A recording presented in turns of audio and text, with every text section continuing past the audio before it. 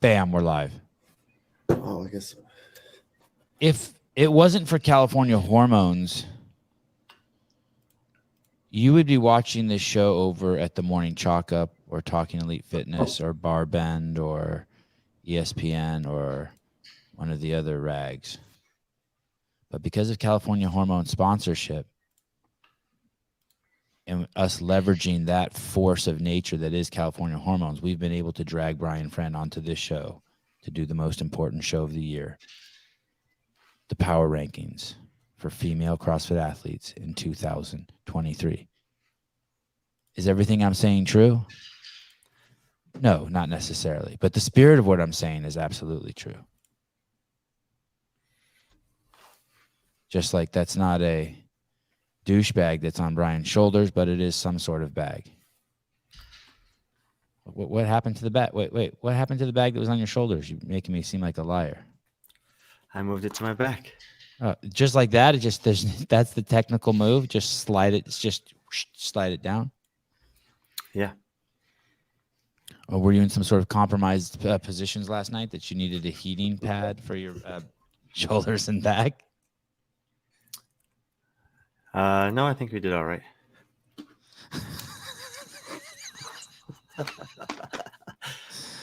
Hey, I'd hate to see the other guy. You think I'm sore? I'd hate to see the other guy. Clive McLaughlin. Hi. Literally just finished the last show 10 minutes ago. A Sevan marathon for me today. I was a little, this doesn't happen very often, but I was a little embarrassed at my performance last night because I was so jacked on coffee. But thank God Halpin and Brian were here. They did a great job. Don't watch last night's show. It wasn't my best. Unless you want to see Brian and Mike at their best. I kind of want to go over and look at the numbers from yesterday's show. Yesterday's show was good. I was really impressed with the power ranking show yesterday. I guess that's balance in the universe. Great show in the morning. I mean, not that it was bad. Don't get me wrong. Yeah. Well, the subject was tough. It's tough to make an hour and a half of. I told Mike afterwards, I'm glad we waited. The worldwide rankings came out. We did it almost immediately. Strength of field came out. I'm glad we waited a little while because it gave us a better chance to not necessarily just have first instinct responses, but actually think about how we felt about some of those things were actually true when we applied a little bit of math. Arithmetic, the 3 R's. Oh, maybe we should have called it math with Halpin and friends. Friend and Halpin and friend. I wonder if your name always goes second just because of the double meaning of the word friend. I guess it depends what meaning you want to imply. Like if we had a TV show, it would be like Matosian. Like if we were cops, if we had a cop show, it wouldn't be friend and Matosian. It'd be Matosian and friend. Yeah. You could have a bigger gun though if you want, since my name goes first. Oh shit, we're 1 minute late. The show started. Great show yesterday. This has become is this the first, second, third year, second year? The power how many years of how long has it been? Is this the second year of the power rankings? I guess so. I mean, last year I just didn't have as robust of a list. I think in the preseason it was pretty small, like 20 or 30. That's right. I forgot about the old days. Only 20 or 30. We went from 20 to 30 and now we're at 100. Yeah, we expanded throughout the season last year. After the games, put out a list of 100 and have obviously refined it. As we talked about yesterday, and I acknowledged in even the post I put up last night that there are still things changing. So I tried to have as good a pulse as I could on who's actually competing this year.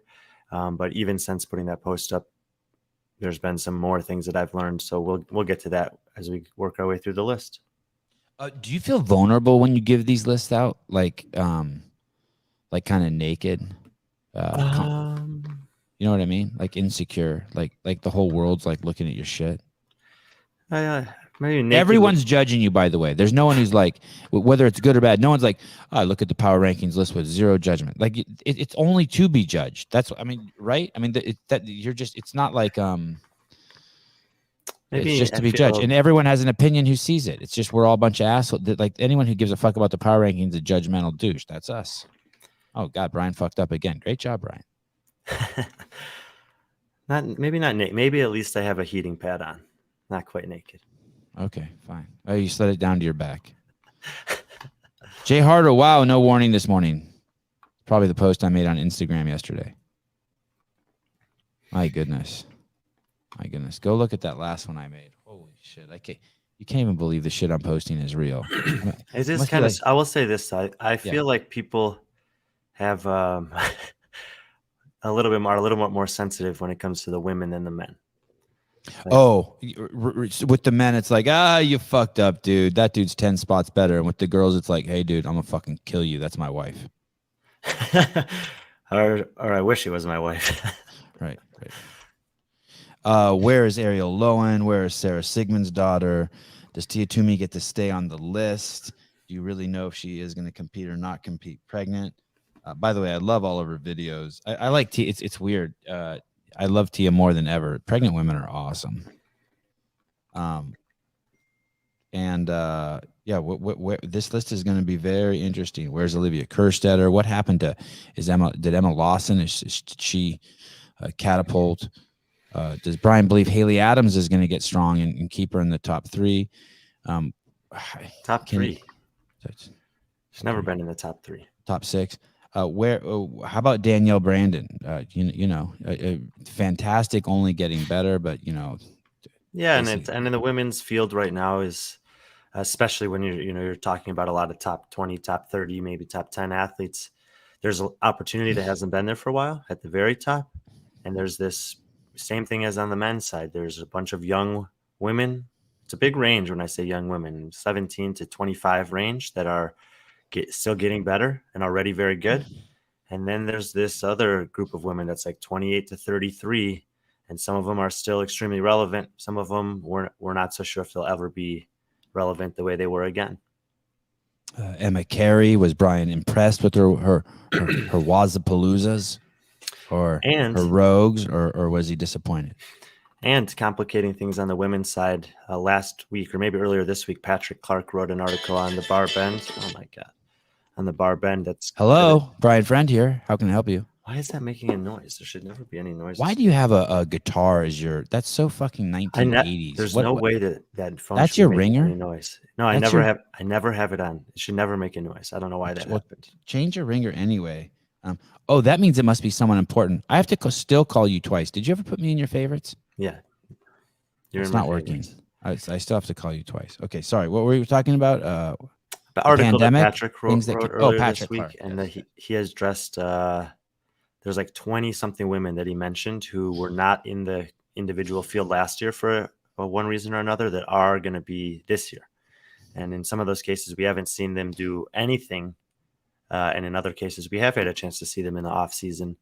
But nevertheless, sorting them accordingly is quite challenging. And like I said, some people are a little bit more sensitive when it comes to the women's field for whatever reason. And of course, for every single one of those people, there's going to be a group of supporters that are, very excited to see what's he going to do with Amanyo Nangonis, Annika Greer, Sarah Sigmund's daughter, Jamie Simmons, that weren't in the game season last year. Yeah, Bethany Shadburn, Carrie Bethany Pierce, Shadburn, Emma Tall, Emily Rolfe. Look, all these women on here.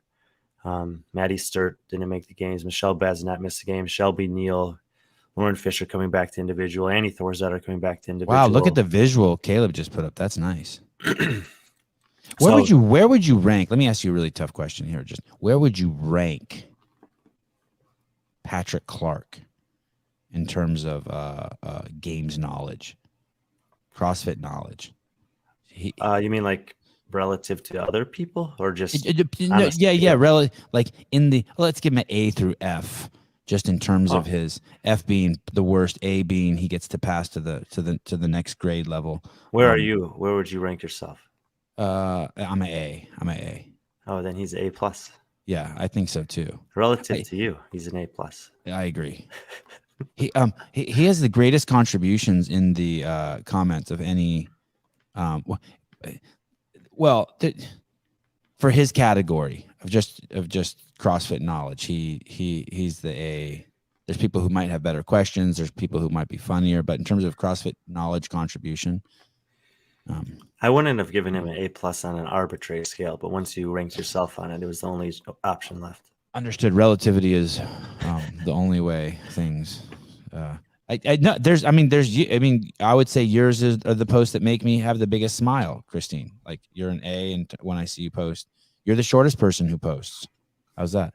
Wad Zombie, Brian, people used to get very up in arms about your rankings. Has that calmed down over the years, or are people still losing it? Get your athlete cards at the Wad Zombie website. I love my athlete cards. I wish I would have brought them with me. Just bring them with you, set them up in every studio. At least my Alexis wrapped this one. I have 2 of those, and so I feel comfortable taking one out of the den. You have 2? I don't even have 1 yet. No, that's I'm an A. I wrote all the captions on the back. I don't even have a card. Unbelievable. Oh, man. Anyway, to answer his question, I think people who've been around for a while are more, and they know what to expect. And they also know that generally there'll be something like this to follow it up for a little bit more explanation. And then maybe people are seeing it for the first time, can have a little bit more of an emotional reaction. So just depends on, not so much on how long I've been doing it, but how long the people interacting with it have been aware of it. I'm assuming you get a lot of people who are like personally involved. Like for instance, Shanna does not like what's happening to Ellie because, her son is dating Ellie. So she's pretty active in the comments like, yo, free Ellie. You know what I mean? Yeah, but I don't think that she would take exception to rankings of Ellie, because when it comes to the athletes, I mean, there's only really, first of all, a lot of the athletes don't care too much about this, because it doesn't really matter. But let me amend that with an asterisk. They pretend to not care. Go on. They pretend to not care. The ones that do look at it, they will hopefully have one of 2 reactions and either be like, fuck yeah, that guy believes in me and I want to go and prove him right. Or fuck that guy. He doesn't think I can do it and I'm going to prove him wrong. And either way, that can be motivating for the athlete. I think if I was an athlete, I definitely wouldn't want to be ranked too high. It's always if I didn't deserve it, it would be weird. It would be weird if you didn't deserve it to be ranked high. You'd feel like a douche. Yeah, and it is always interesting. There are certain athletes, a couple that come to mind are Lazar Jukic and Jeff Adler, that throughout the history of their careers that I've been doing these rankings or predictions for, they almost always, either maybe even always beat my prediction, have beaten it. But now they're getting so good that I can't sandbag them. Like, the worst I'm going to rank Jeff Adler is 5th this year. That's not a lot of room for other dudes on his end. He wants to continue to beat that. And when it comes to a semifinal, if you pick him first or second, like if you pick him first, the only thing you can do is match it at this point. If you pick him second, then there's like only one spot that he can do better than that. So the margins get really small for some of those people. But we'll get to some examples of what you're talking about, where I think in August I was just a little overzealous with a few, and therefore it's going to look like they dropped really far down the rankings. But really, it's on me, not on them in those cases. And I also think that there's athletes that if you're ranked higher than them, it should make you feel a little uncomfortable. Like if you're ranked higher than Haley Adams on the female side, like you should be like, do I really deserve this? Or like Scott Panchik. Like you had him ranked pretty low, I think, yesterday, and all those other guys, except for maybe like Justin Medeiros, everyone else should feel uncomfortable. I don't know. I mean, I had him ranked 25th, and I think I might. I mean, there's no way that Jason Hopper's better than Scott Panchik as a CrossFit athlete. I don't think. I think you put him 10 events. We pick 10 events out of the Hopper, and Scott beats him every day. Is Scott healthy enough to do that? Yeah, that's the question, and that's why you have guys like that, and we'll get to some women like. Same that with Haley. Well. Pick 10 events out of the Hopper, but you say those 5 people you have ranked ahead of her. I don't know. I haven't looked at the rankings yet. Whatever you have her, those people I don't think can win. I mean, I don't know if Laura Horvath can beat Haley Adams or Mal O'Brien can beat Haley Adams if you just randomly pick 10 things out of the Hopper. I know it's not random, and if you're talking but she's about good. Just a head-to-head matchup. Haley versus Laura, 10 random events. Yeah. Then I think that's a different conversation, because Haley's not going to be punished for not being able to move a barbell with a score of 2. She's just going to get a 1-0 in Laura's favor. And same thing with the handstand push-ups for Laura. Good point. But if so it depends what comes out, because on just pure capacity tests, and this is what's going to happen in the open announcement 23.1, which we're going to talk about tonight. There's very specific things that Gabby McGowan has no chance to beat Laura Horvath in. But on a majority of things that we see in the open, she should beat Laura. Does that mean she's better than Laura? And that's where the conversations gets fun. And this ranking, that's a great question. So this ranking, you're going to hate this. I'm going to try to do it anyway.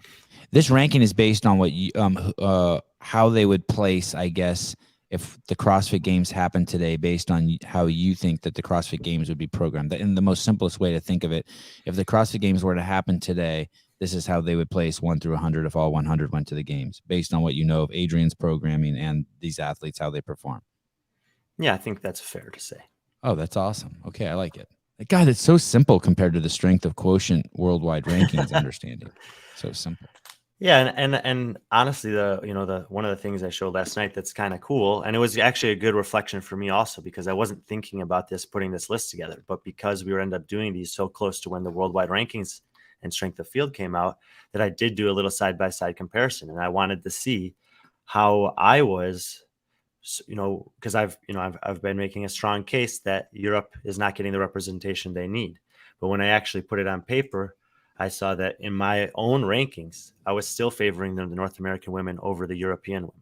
Now, there's a huge amount of women in general that are not on this list because they're not competing in the individual field this year. And a bunch of those are also from Europe. So it's a little skewed in that regard. But either way, there are a lot of North American women in this top 100 for sure. So let's let the show begin. We'll first we're going to look, I think we did this yesterday too, right? We're going to look at the women who were on last year, but who have not made it this year for one reason or another. And Brian will give us a quick overview of what happened. What are some of the main reasons, Brian? Going team, is that usually the main reason why they're off the list? Yeah, I mean, you'll see here. So it's pregnancy, obviously, a lot of team athletes. Isn't it weird that there's only one pregnant? I mean, that's what girls do. They get pregnant, and yet, only one. It's kind of weird. That should say Caroline Spencer, my fault. But yeah, and then the rest of these are basically going team. Olivia Sulek's only 20 years old, but she's retired for now from competition. And then a few masters. Wait, whoa. Is she going to a different sport? No, she just doesn't have the passion for it. Wow. She put a post up a month or two ago.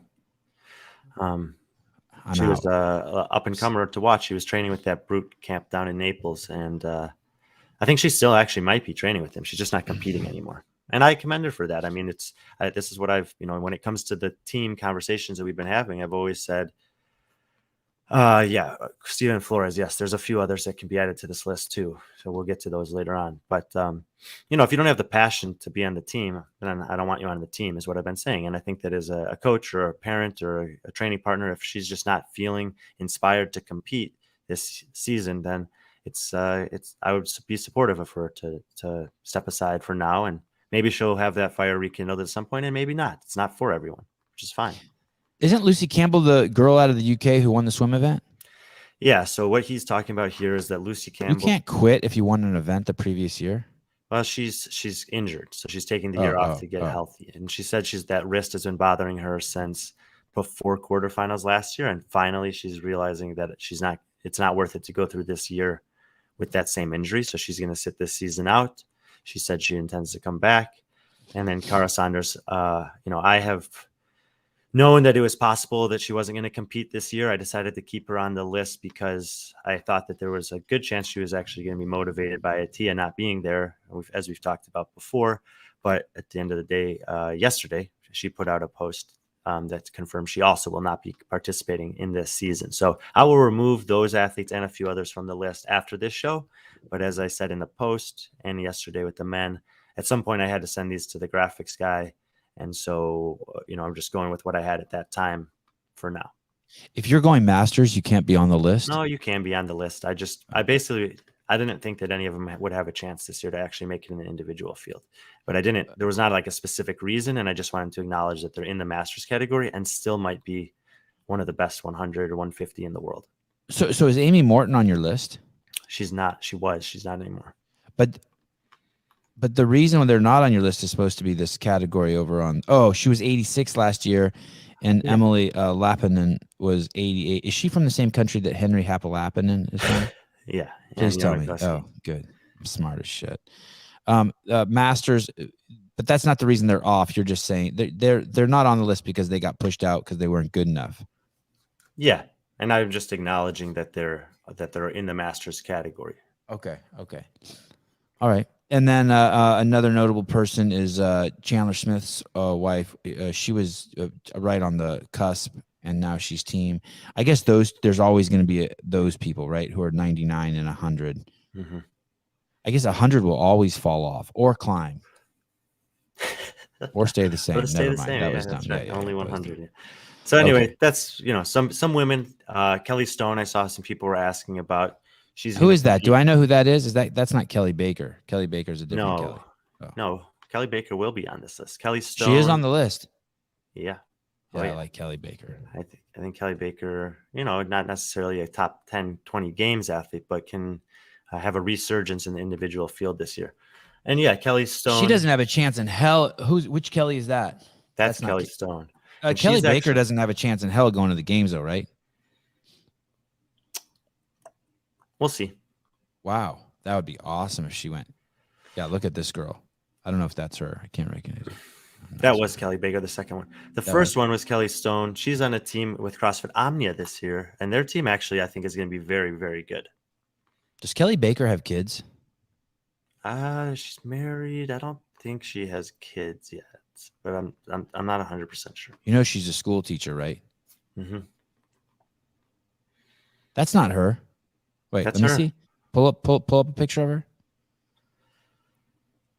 That's her on the right. Oh, yeah. I remember. God, I remember when I interviewed her. I probably shouldn't say this out loud, but I think she was a school teacher for like second and third graders, and I just imagine like going to parent teacher conference, and that's the teacher, just trying to keep your shit together. First thing you do at the start of the year, when's the parent teacher conference? Get that on the calendar. Not missing that one. She has crazy presence too. Anyway, we should do a whole show on how beautiful she is.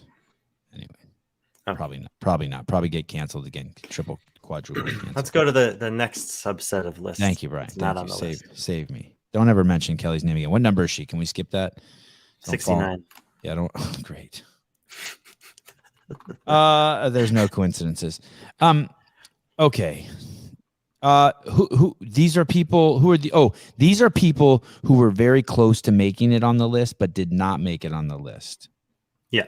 So, there's 4 or 5 that we're going to talk about who are on the list who need to be removed from it, and some of these will slide into those spots.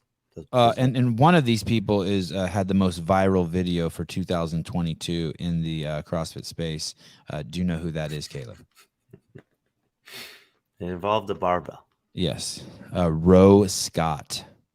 That was CrossFit's claim to fame.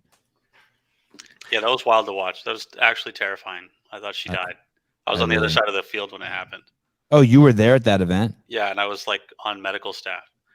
I literally watched it happen. I was like, oh, she's dead. God, that was amazing.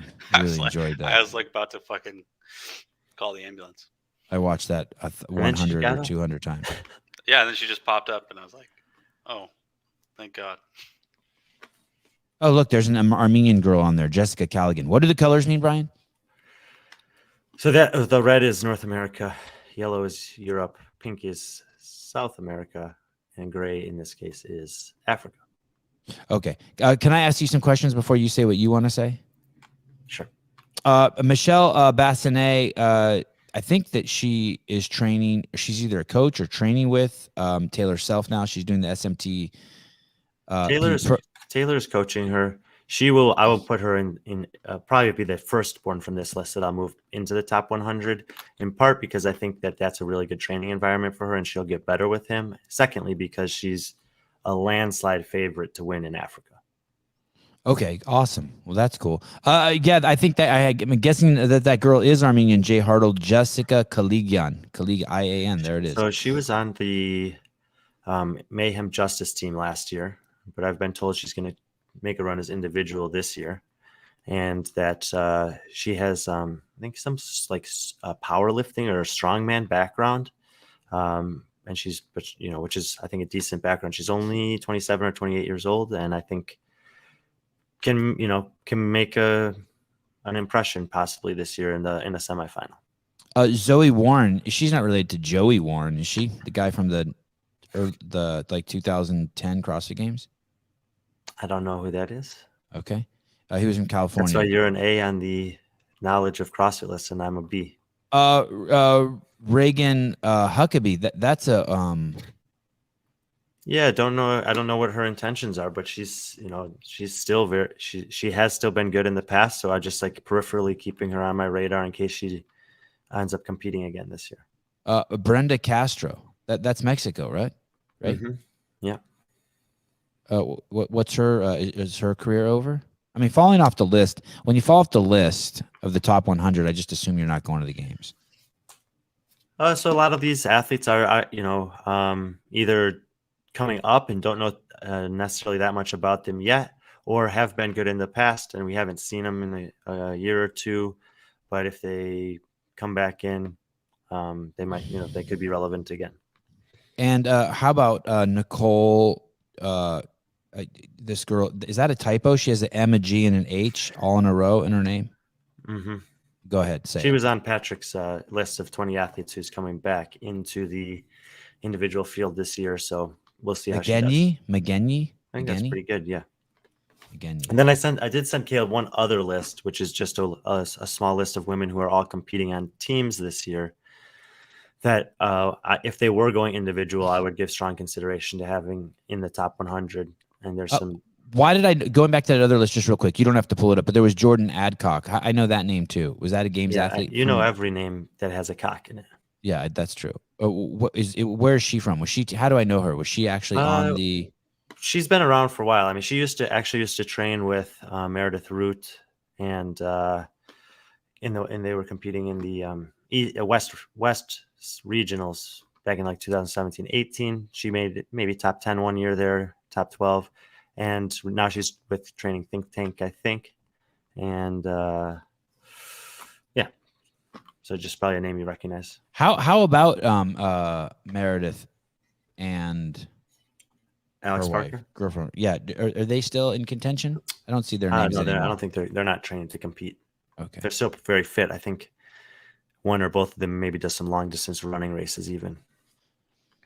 Going team. These are some great names, right? Alexis Johnson, Brittany Weiss, Devin Kim, Hannah Carlson, Kyra Milligan, Lena Richter. Oh, Lena Richter, really good, right? Is she the best one on the list? I don't know because a lot of these are team athletes in general. Last year, the Devin Kim, I think, is going team also, by the way. I mean, yeah, she has individual aspirations, right? I think so, yeah. So I would give all of these women consideration for the list. Some of them I would immediately put in the list, but they're all on teams. So just to kind of paint a picture that across these three lists we've just shown, there's 20 to 30 women that could easily be in the top 100 but are not competing this year, or maybe we just don't know enough about them. But there were a couple names on the previous list that I think could do something this year to warrant a spot in the top 100 going forward. Is Reagan Huckabee going Masters? I don't know who her intentions are in general, but she is eligible for Masters. Yeah. Michelle Morand. How do I know that name? She won in Africa 2 years ago, and we competed last year, and competed at the games. But okay. I believe she's competing on a team this year. Probably the best team in Africa. So she'll probably be at the games again this year if things go accordingly, just on a team. Why does she get an asterisk? I don't know. Okay. Tell me one more time what the colors mean here. Continents. Continents, right? Okay. Consonants. Okay. Anything else you want to say about these people? And any of these people Mayhem athletes going on? Kyra Milligan will be on the Mayhem Independence team. And who? Melina Rodriguez will be on the Mayhem Latin America team. So Mayhem's not going to make the podium this year in the teams, huh? I have some team rankings, and I think their top team is somewhere between 8 and 10 on that list currently. Wow. I wonder if Rich would ever come back. I mean, he didn't do it for individual, but I wonder if he'd ever come back to team. Did he ever take a year off from team and then come back? Has he ever done that? No. My instinct is no. Yeah, mine too. If he ever competes again, I think it will be in a Masters division. These two went to Proven yesterday. Brian shared that. Yeah, he's with just us. saying they could also be on that list, and he's right. Especially Andrea, obviously, could be on that list. Yeah. Why not Taylor? How come Andrea gets all that individual love? She's better as an individual. All right, well, that was a simple answer. I mean, Taylor's great on a team, obviously, but when it comes to individual competition, she hasn't shown the same success that Andrea has. I mean, a few have, honestly. Is Carrie Pierce on this top 100? No. Why not? She's retired. Okay. But she's been flirting with coming back. You saw her at Wadapalooza. She's been flirting with coming back in the team division. I have not heard any indication that she's considering another individual run. And you are friends with her coach. What's up with Bethany Shatburn? Well, that's a great question. Good job, Ryan. We shall see.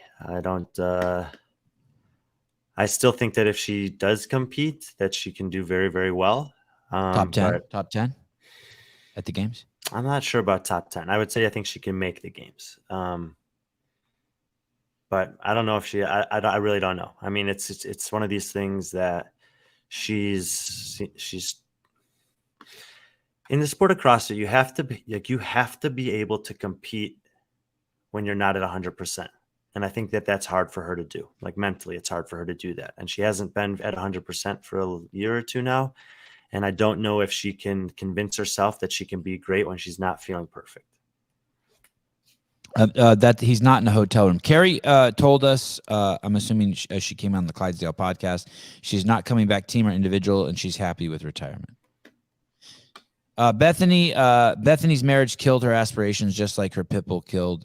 Jeez Louise, that's harsh. You know, I am so manly. My fingers are so rough that when I touch my face, it like hurts my face. Did you say I am so manly? Yeah, that's how manly my hands are. Wow. My hands are like sandpaper. Wow. They're amazing. Okay. Let's do it. We got an hour to get through this. Let's do it. Let's not dilly-dally. Bring it up. Let's go. Good morning, Mr. Spin. How are you, brother? Brian has someone interesting on the podcast, on his show today. Who's he interviewing today? Someone interesting. Dave Eubanks. Dave Eubanks. That's right. Good luck with that. And don't worry, he is fully vaxxed. You do not have to worry. You can sit as close to him as you want, Mr. Spin. You'll be fine, unless he's shedding. Okay. So first I want to, we'll ask Brian here. He's going to explain to you what these numbers are that you're looking at.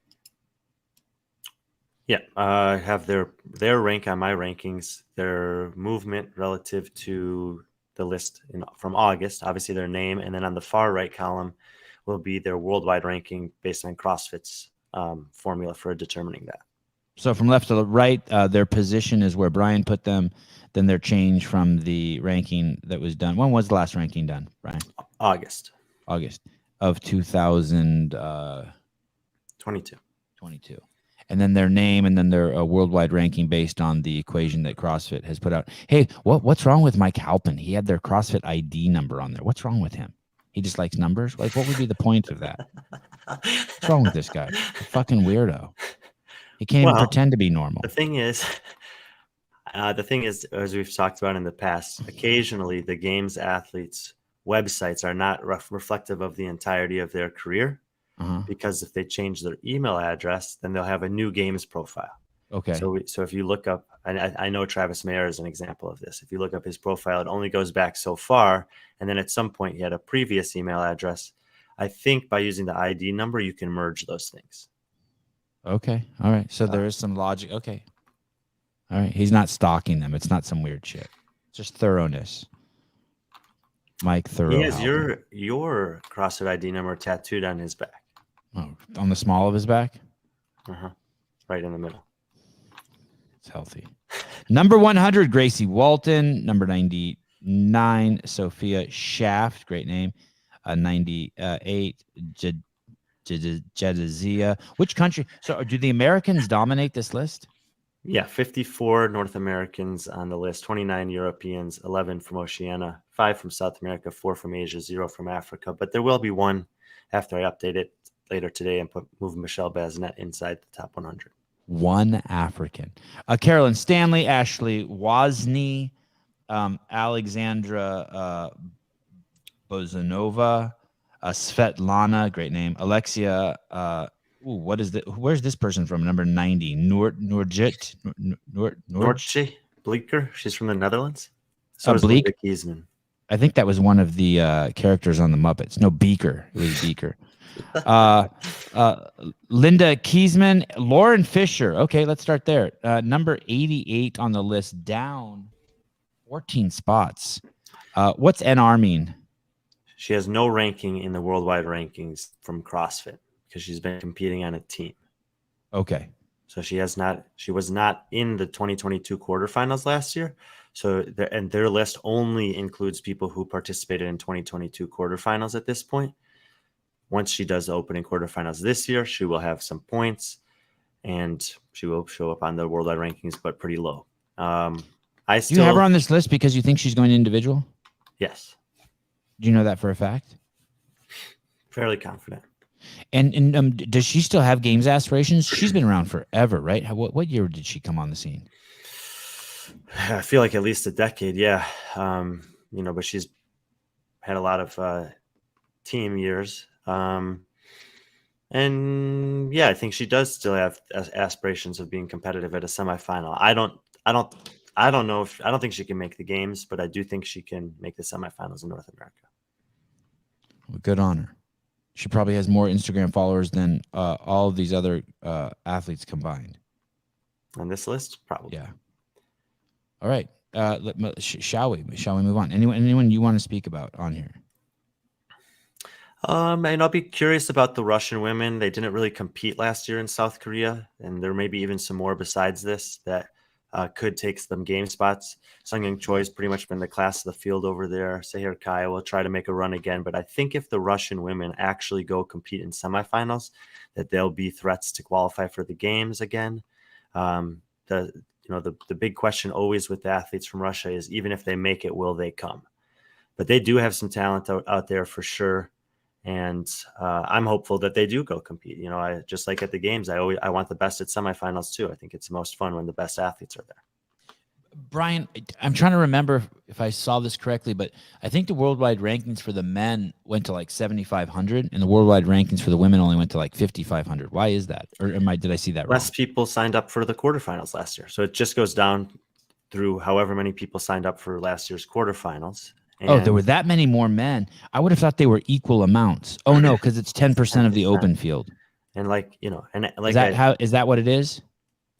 Yeah. And yesterday when you had asked me a question and I mentioned that one of the two factors was just the depth of the field of the men is greater, and it's greater at every level. Like there's more guys competitive for the top 10, top 20, top 40, but there's also just more people doing it. Is that math? If I see that there's 7,500 men in the quarterfinals, can I just do the math on that and be like, well, that means there's 75,000 individual men in the open? I mean, does that work? No, that's 7,500 who registered, but there were about another 7,500 who qualified for quarterfinals and did not register. So it's closer to 15,000 and 150,000. Okay. Now, what I'll be interested this year is if the percentage of registrants for quarterfinals goes up dramatically, which means a lot more money for CrossFit, because if you don't pay the $50, you don't get a worldwide ranking. Oh. And there's always this wow. thought. It's not just with CrossFit, which is a lot of things throughout history of men, is that you want to know the answers, follow the money. Why would the quarterfinals be the determining factor if you get a worldwide ranking? Because maybe you're more likely to get registrations and therefore more money, which could then yield bigger prize purses in the CrossFit Games season. So if I make it to the quarterfinals, well, I guess I kind of can't blame them for that. If you make it to the quarterfinals and you don't enter, you won't get a worldwide ranking because you won't have a score. And if you want to enter, why does it cost $50 to enter the quarterfinals? Isn't that an online competition? It costs $20 to enter the open.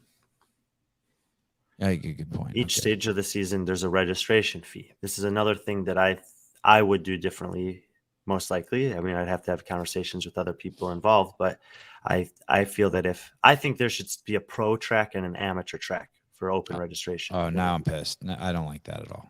And if you register for the pro track, that you pay one rate up front for the entire season, and it covers your entry for however far you make it. And there's also a increased expectation on you. You must film every video. You must submit it, and that you're more sports centric. I want it to be less separated. But I want to get rid of the scaling options and the disabled and all that. I want to get rid of all that. The masters, I need to throw it all away. Just one giant pool we all jump in. That's obviously not right. I know. But not obviously, Brian. Not obviously. No, it is. There's no. Come on, man. That would be like saying you go to the CrossFit class and you're like, whoa, don't give scaling options to those guys. There can be that they're 500 pounds. They're getting up there and doing bar muscle ups just like me. No, this is. I see your point, but I just like all of us doing the same thing. Like, let's just be a family. Let's do the same thing. And but just for this one event. Tell that to a guy with one arm when you're doing. Figure it out. They do figure it out. They're way more able to adapt to challenging circumstances than us. Even the only people that should get something different, it should be like over 70 and as soon as you make one exception, then you're gonna open up Pandora's box. box. Fine, fuck over 70, just one. Anyway, the reason why I say that is because last year I would be an RX athlete if the programming was done right and it stayed communal. Go ahead, sorry, Brian. It was pretty obvious last year that the season was unmanageable, and so if you create a pro division, then you can. What do you mean by that, unmanageable? You mean not like people were? You talking about like all that stuff that Hiller talked about, all the fucked up like inability to get the right scores in the right places and to judge accurately and all that stuff. Yeah, and CrossFit regularly says, "Hey, we're a small team, so there's only so much that we can do." Small. But if you are a small team, then structure the season so that whatever the size of your team is, it's something that you can actually manage. So not necessarily even have a pro team and an amateur track, but basically athletes we give a fuck about and ones we don't. Ones that are just here for us to take your money and those that we're going to judge. I'm not feisty. I'm not. Next page. Okay. Yeah, next page. Sorry. 80 through 90. Lauren Fisher, former great athlete, now in her twilight years, just hanging on by a thread. Tori Dyson. Oh, Tori Dyson made an appearance at Wadapalooza on one of the teams. Former comp train athlete, former training partner with Katrin David's daughter. Julia Cato. She had a run-in with Brian at the games. They worked it out. Brian accidentally said something to insult her. Sasha Nevis, Elizabeth Wishart, Meredith Swindle, tough name. Linda Porter, Taylor Reber. How do you get that last of your family name to be Swindle? Who's 78, Caleb? Don't hate. It's on the bottom. Oh, my bad. All right. Don't get defensive, buddy. Just quality control. Oh, shit. Did we miss Ellie? Ellie, too? Ellie Buds? Oh, yeah, Buds. Oh, Aya Wunger. Oh, is that her? Is that Ella. The Wunger? Or no, there's a different. Wunger. Yeah. Wunger. Allison Scuds. Are Scuds? What's going on with Allison Scuds? Does she? Oh, look, I see Amy Kringle. From the Isle of Man. Allison Scuds. Does she have a chance going to the games? I don't think so. Her window. I mean, she went as hard as she could. Right, a couple of years ago, that was her kind of her window. Was it last year with Kotler?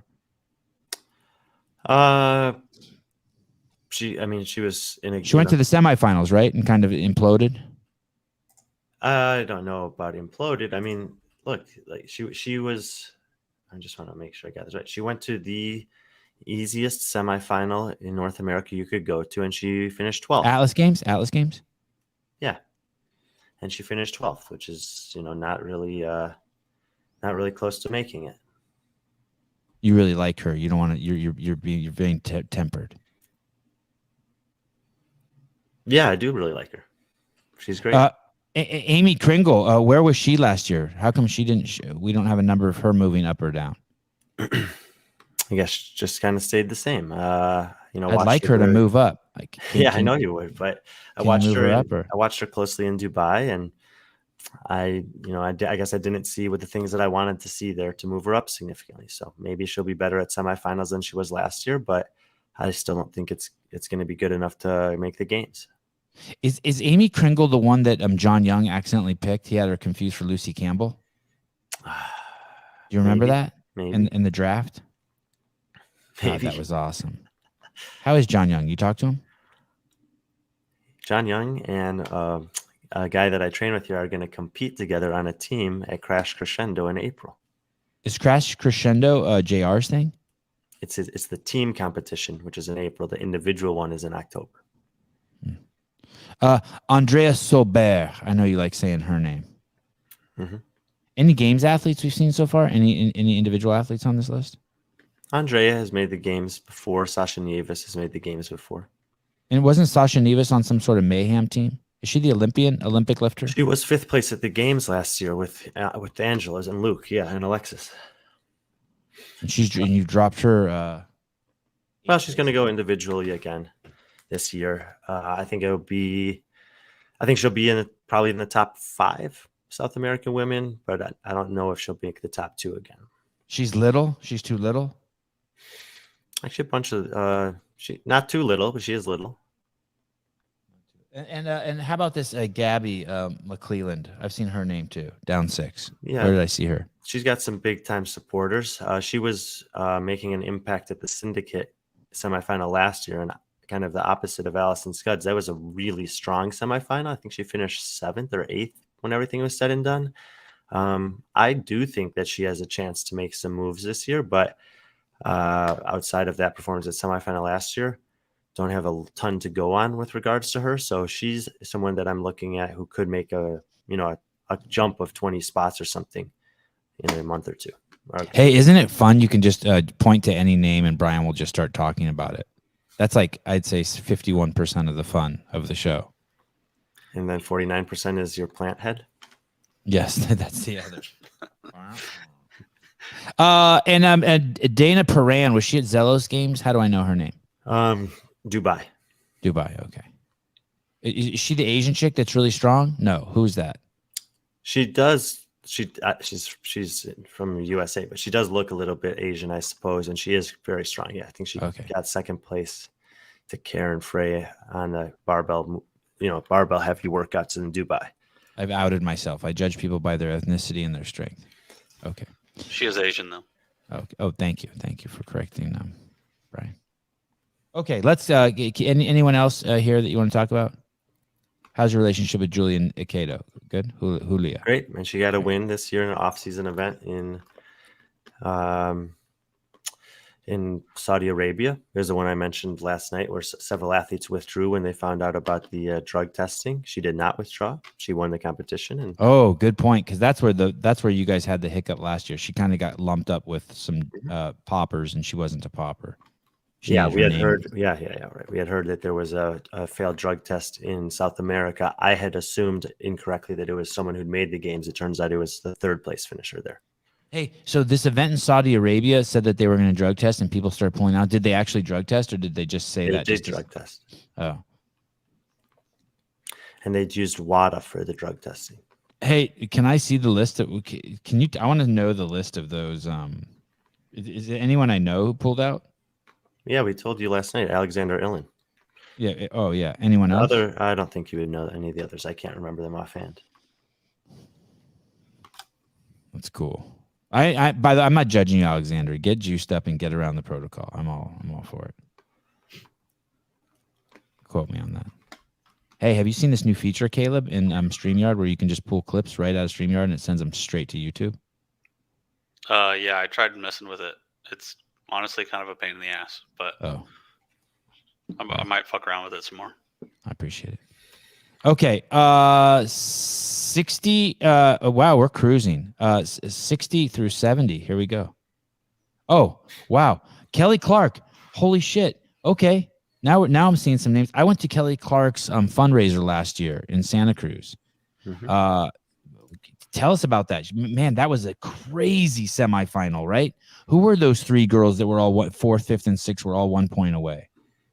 Well, Brooke Wells, Rebecca Fusile, Kelly Clark, and then only 8 points behind that was Shelby Neal, who we'll get to later on this list. And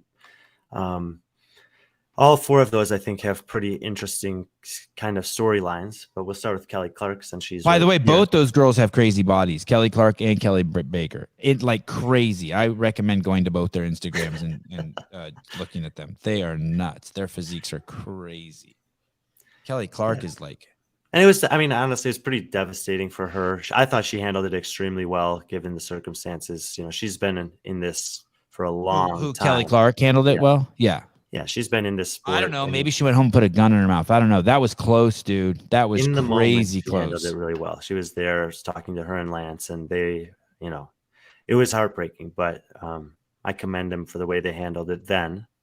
And I don't know. I mean, it's one of, you know, we talk about it at times that sometimes you can only stick with it for so long. And when you get close a number of times, eventually it's like, man, it's just never going to happen for me. So one of two things will happen for Kelly is either she's going to not be, you know, that's going to be devastating for her. She's not going to rebound from it and we won't ever see her get that close again. Or she'll be like, I know I can do this. I was 1 point away last year and I'm going to make sure that doesn't happen this year. And maybe we see a better version of her.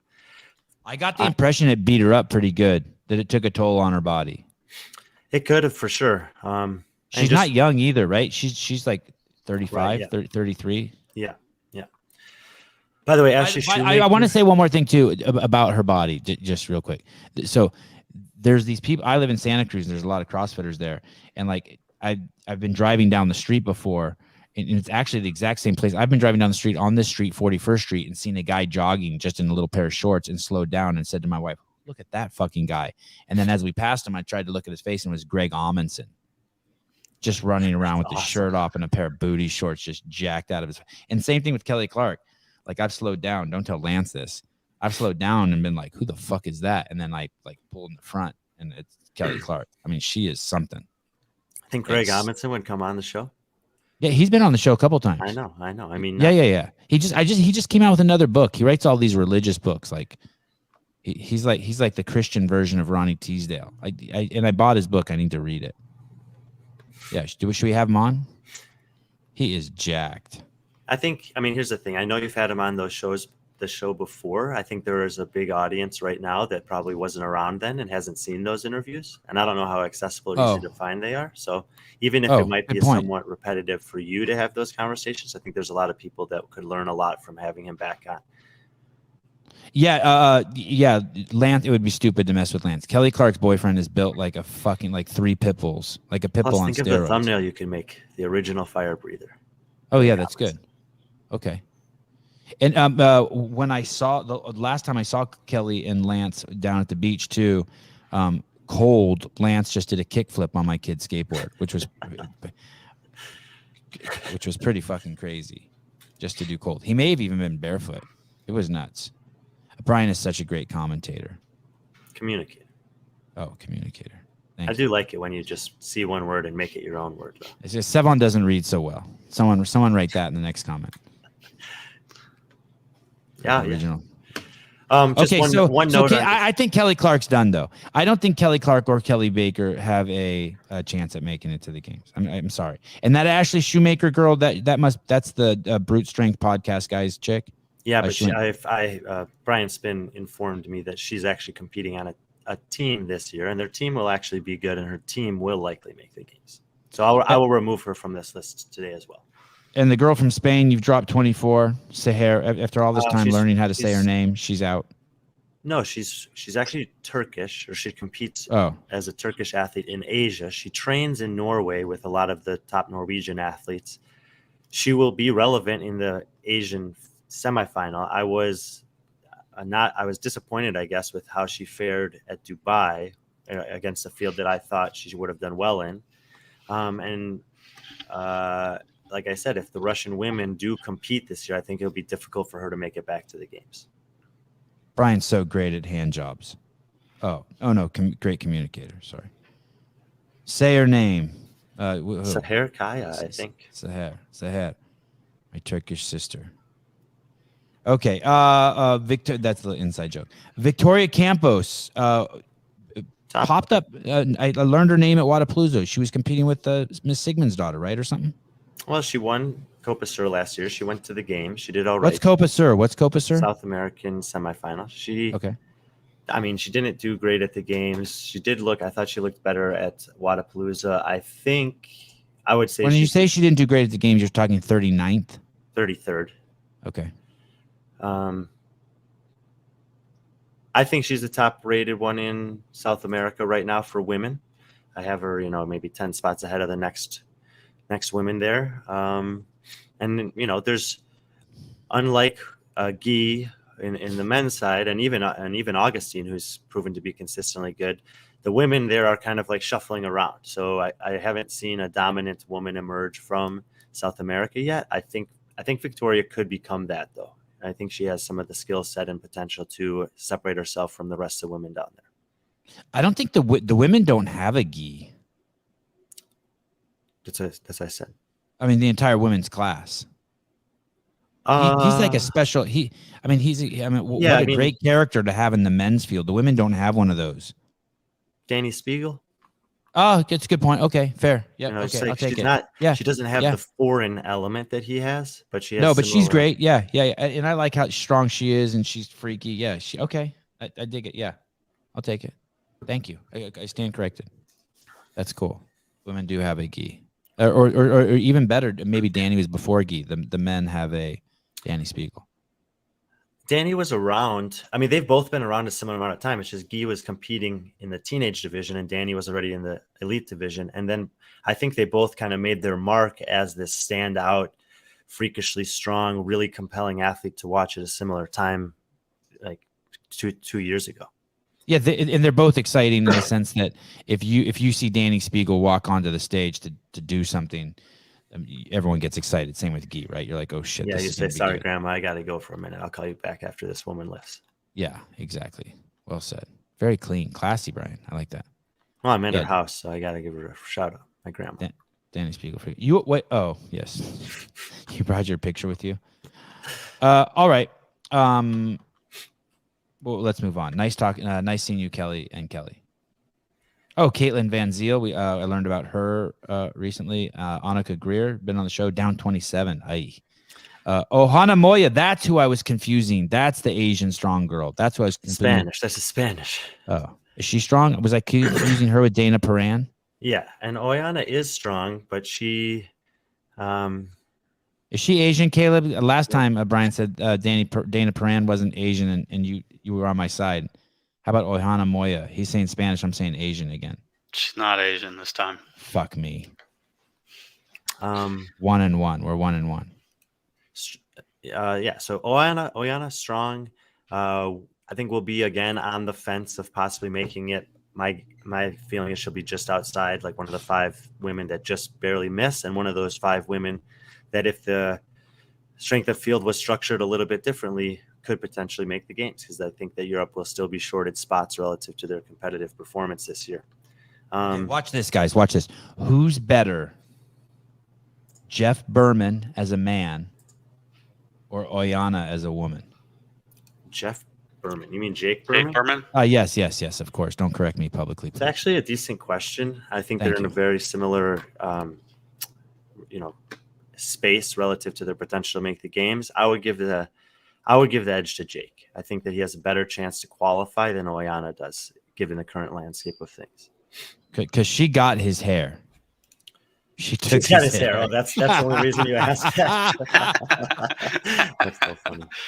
There is just to acknowledge Scott's question here. Yes, Emily Lundberg is another one that I will be removing from this list today. She is competing with Kelsey Keel this year on a team, and so I'll take her off the list as well. I just got a text message. Oh,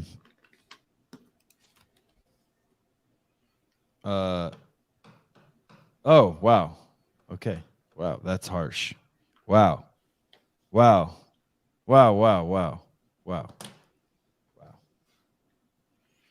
kids didn't do so well in jiu-jitsu class? Oh, I just got a gnarly text. Someone was telling me about 2 people in the community. The couple from, I don't want to say where, were banging the living fuck out of each other for months. And it's just so that's the thing. You hear this stuff. This is this kind of stuff that Hiller and Brian and I hear. Like if you say something and it was off a little bit, someone will correct you. And sometimes you'll get like some interesting sexual content. Like so-and-so was banging so-and-so. Kind of like Brian knew that Christoph was Gabby's coach. Like you know stuff before you're supposed to. One thing I know it's not color coordinated on this list here, but in this area 50 through 60, there's a lot of foreign women, in particular Europeans, Oyana, Mary Robin, Taylor Howe, Evie Hollis, that are, this is the group of women that I think are having a rough go of it, given the strength of field allocation system. Because those are the women that are most likely going to be in those 10 through 15 spots and come semifinals and won't make the games. Whereas if it was just a little bit more balanced, I think they would be games athletes. Who did you say besides Oyana? Who else did you say? Mary Robin, Taylor Howe, Evie Hollis from this list here are all also competing in Europe and could have a chance to be in that just outside the line. They have just been in the line in a different format. Is Sydney Wells on your list? Jay Hartle wants to know. Let's go to the next slide. Okay, hold on. Before we do that, Brian, I'm not seeing any like huge discrepancies between worldwide ranking and your ranking. Like I saw, I mean, there were in the men's, there were just like off by thousands. And I know that happens when people don't have scores in. But it seems like Schelling is a little low because she went on a team last year. Caitlin Van Seal has been going team for the last 2 years, so she has no ranking at all. So there's a couple there, but I heard a rumor Brian has 6 girlfriends. Johnny, earlier on the list. Okay, there were some earlier on the list, like Dana Paran, who's ranked 2042, or Aoife Burke, who's ranked 1241. And there are some others coming up, or at least 1 or 2 on the next page coming up that you'll see are pretty low down as well. That number seems low, Andrew. Trish, I didn't even read this. I'm just popping this up because I like Trish. What is the appeal of teams? Is it because they can still post to social media about CrossFit and maintain that income without having to train as hard? Jeez Louise. We want to even take that, Brian? I think there are several reasons that people compete on a team. Some of it is because they realize they're not going to have a chance to make it as an individual, but they want to get an experience at the games. Some of it is that they feel that having that experience at the games early in their career is actually beneficial and will help them eventually make the transition to the individual field. Sometimes people just don't like the pressure of competing on their own, and it's more fun to do it with a team. Sometimes people feel like they perform better in a team environment because they don't want to let their teammates down. I think there's a lot of different answers to that question. You called me, Sevan? Oh, geez, Louise. Oh, no. I get it. Funny. Okay. I didn't think he's saying the teams are boring. I don't remember Wadapalooza too well, but I think I really enjoyed the team event there. I really enjoyed it. Katie Gannon. Oh, sorry, Caleb. Katie Gannon. Brian has one girlfriend. Oh, shit. And she outs her name. Her name is Disc Golf. Katie sounds bitter. Okay. Just kidding, Katie. Just kidding. I know you're not bitter. You're always happy. Okay. I don't see anyone on here really. I know Laura Clifton. How do I know that name? She made the games 2 years ago out of Australia, and she competed on a team last year. I think she'll return to the individual division this year. And if she does, I think, especially with Tian Kara out, that she has, I'd say she's one of 7 women that has a chance to take one of the 3 spots in Oceania this year. Oh, wow. Good job, Laura. How about those girls that you always like to kind of drop and show off that the Norwegian chicks? Are they going team again? Or are they from Oslo? Yeah. Will they be going individual? No. Their exact same team is running it back. Oh, that's too bad. Okay. The unknown chicks. Those girls owe you money. That team owes you money. Okay. You might even be on the take. Built a nose hair. Okay, let's go on. Elisa Fuliano, Rebecca Fuseli. Oh, cool, Rebecca. Good to hear. Up 6. That's a good sign. Shelby Neal. Her name was mentioned with Kelly Clark earlier. Claudia Gluck. Elena. Oh, that's the one that I thought was from I confused her with Sahar, right? I think you're just confused. Is she's the also Spanish chick? Spanish, yeah. Yeah, okay. But Sahar's Turkish. Yeah. Fee Sagafi down at Brute, Bailey Rogers, Chloe Wilson, Olivia Kerstetter down 34. Okay, let's stop. Let's talk about Miss Kerstetter. Don't you want to read number 50 since Jay Hartle asked about her? Sydney Wells, right smack in the middle. The thing is here, the problem here is I don't think Sydney has a chance in hell of going to the games, and Olivia does, which makes it weird to see them 49 and 50. Yeah, this is specifically these 10 women, I think, is a fascinating group of 10 women. So just take your pick and ask me where to start. Let's Sydney Wells. Any chance of going to the games? Up 25. By the way, really like her. Yeah, I was impressed with her. I've been impressed with the progressions that she made. I still think she might need 1 or 2 more years to actually contend for a game spot, but I think she's making progress, and so I wanted to acknowledge that here. Okay, Kerstetter down 34. This has nothing to do with her. That was just on me. I ranked her too high in August without really having a good pulse of where she would be relative to the field of women that she's going to be competing against this year. And I think that this is more where she belongs instead of up in the near the top 20 right now. And just so people know, Brian, correct me if I'm wrong, she could still compete in the teen division this year. We don't even know. Correct. So you have a teenager who's in the top 50 fittest women in the world. Insane. Yeah. Are there any other teens on the men or a female top 100? Not that are still eligible to compete in the teenage divisions. There are people on the list that are 18 and 19 years old. Like Nate Ackerman. He's not on the list. But he wasn't like on the top 100? Or Nate wasn't in the top 100? No. He was just on like the crumbs that fell off the bottom list? I think he was. Sure. Okay. Bailey Rogers, Chloe Wilson. How do I know Chloe Wilson? Man, Chloe's similarly to Kelly Clark has been so close to making the games a few times and just hasn't been able to pull it off. I do think she has a chance to make the games this year, though. This is a good question. Here we go. 5 points. She was 5 points behind Emily Rolfe last year, 40 points ahead of Fee Sagafi in a pretty good semifinal there. So look at Katie Gannon just throwing you alley-oops. Just fucking 360 dunk. I think just raw capacity. Like, what is Kerstetter missing that O'Brien, Emma Carey, and Emma Lawson had at her age? I just think capacity. Like, all of those women have this insane ability to just go dark and stay there. And from basically the time that they started trying to do it against the best in the world, they were able to put up top 10 performances here and there. And I think that outside of very specific strength tests, Olivia is not able to do that yet. I didn't think that was a great answer. Normally you give great answers. I give that an 8. 8 out of 20. Capacity. That sounds like something you'd hear on some CrossFit game show. Capacity. Wow. How's her gymnastics? Let's be more specific. She couldn't climb a rope to save her fucking life. How's that? Right? Didn't she shit the bed at Rogue with one rope climb? Yeah, she had a lot of struggles at Rogue. I mean, there were a few, like I said, there were a few events she was excellent, and on a majority of them, she struggled relative to the field. That's a very good field, though. So, but that's not a capacity issue. Not being able to do a rope climb is not a capacity issue, right? You just suck at fucking rope climbs. Well, but the thing yes, and I guess see, Katie, you gave him an alley-oop and he fucked it up, that's why I'm on the show to just You're choosing to focus on her specifically. I was choosing to focus on the other 3 being elite in workouts that just require you to keep going at a fast pace with a low barrier to entry movements for a long period of time. Fair.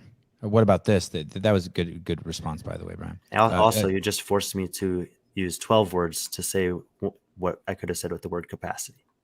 I need things spelled out. She needs a different coach. Who is her coach? It's not Hepner. Hepner's her training partner. A different coach now. Patrick Clark. Olivia is very similar to Horvath. That's her upside. I don't know what that means either. I thought they was going to say she sucks when she's upside down. Either way, yeah, Kerstetter's going to be so fun to watch. I mean, the potential there's out of control. Jared Howell. She also won a legless workout with handstand walk obstacle at the Crucible. It was just that test. Kerstetter was at Crucible? He must be talking about someone else. Maybe Laura Horvath. I don't know. He's talking about Shelby Neal. He's talking about Shelby Neal, which we should get to her at some point. Holy shit. Heidi Kroom with some very technical observations. Sucking upside down isn't as easy as it sounds. God, I was so hoping Katie said that. Sevan later this year seems like a capacity issue. Oh, please. I'm never going to steal that line. I will resent Brian for that shit answer forever. How dare you? Fuliano at 41. She was the... is she from Spain? Is she or Italy? Is she the one that everyone was saying, oh, you can have a job and make it to the CrossFit Games, and she had arthritis? Is that her? Mm-hmm. Yeah, nice. And I was extremely impressed with her at Wodapalooza. I thought that there's a chance that Elisa was going to be one of these women who makes it through 1 year and we never see her make it again. I no longer think that. I do think that she'll make the games again this year out of Europe, which is hard to do. She's pretty also. Get with the programming. Next 10, please, Beaver. Get with the programming. What's up, boys? Chase, I want to apologize if you haven't seen last night's show. I want to apologize for you took some collateral damage. Okay. 33, Cindy Mikulishin. Love to see her on there. Bailey Rail. That's Tyler Christopher's chick over at Mayhem, right? Yeah, and they're actually pretty similar spots on the respective lists. Climbing up the list. One of my all-time favorites, up 10 spots, Freya Moosbrugger. Madeline Sturt down 8. Complete bullshit. There's no evidence for that. There's no evidence for that. She had an insane semifinal last year. And she lost to Gracie Walton, who's 100th on this list at a local competition in Australia last month. Oh, fuck, Madeline. How am I supposed to defend you when you do that shit? Did she really? Mm-hmm. Where did she lose to her? What competition? It was in Perth. I can't remember the name of it. At the west coast of Australia. Oh, Madeline was probably high or something. Christine Kohlenbrander started at the Zealous Games, a very strong athlete down there with Manon Anganese, who's also very strong. Carolyn Prevost down 1, who's not very strong. I guess she got a strong deadlift. Yeah, all of the athletes on this list have a great chance to make the games. In some cases, be easier than others. I think this is lining up really well for Maddie Sturt this year to make her a return appearance to the games. Why is that? Because Tia and Cara aren't there. She was one spot out last year with Tia, Kari, and Ellie taking those positions. Most likely, it's going to be Ellie, Maddie, and Jamie Simmons making the games out of Oceania this year. Ellie, I think we have a better understanding of what she can do relative to the games field than the other two. But Maddie and Jamie will be on the next page. This is a chance, I think, this season for them to get back into the conversation and show us if they're still as good as they used to be. Why lower Madeline 8 though? I don't, because I think that the competitive field at the top level is accelerating faster than she is. You think Cindy Mikulishin's better than Madeline Sturt? I love Cindy Mikulishin, by the way.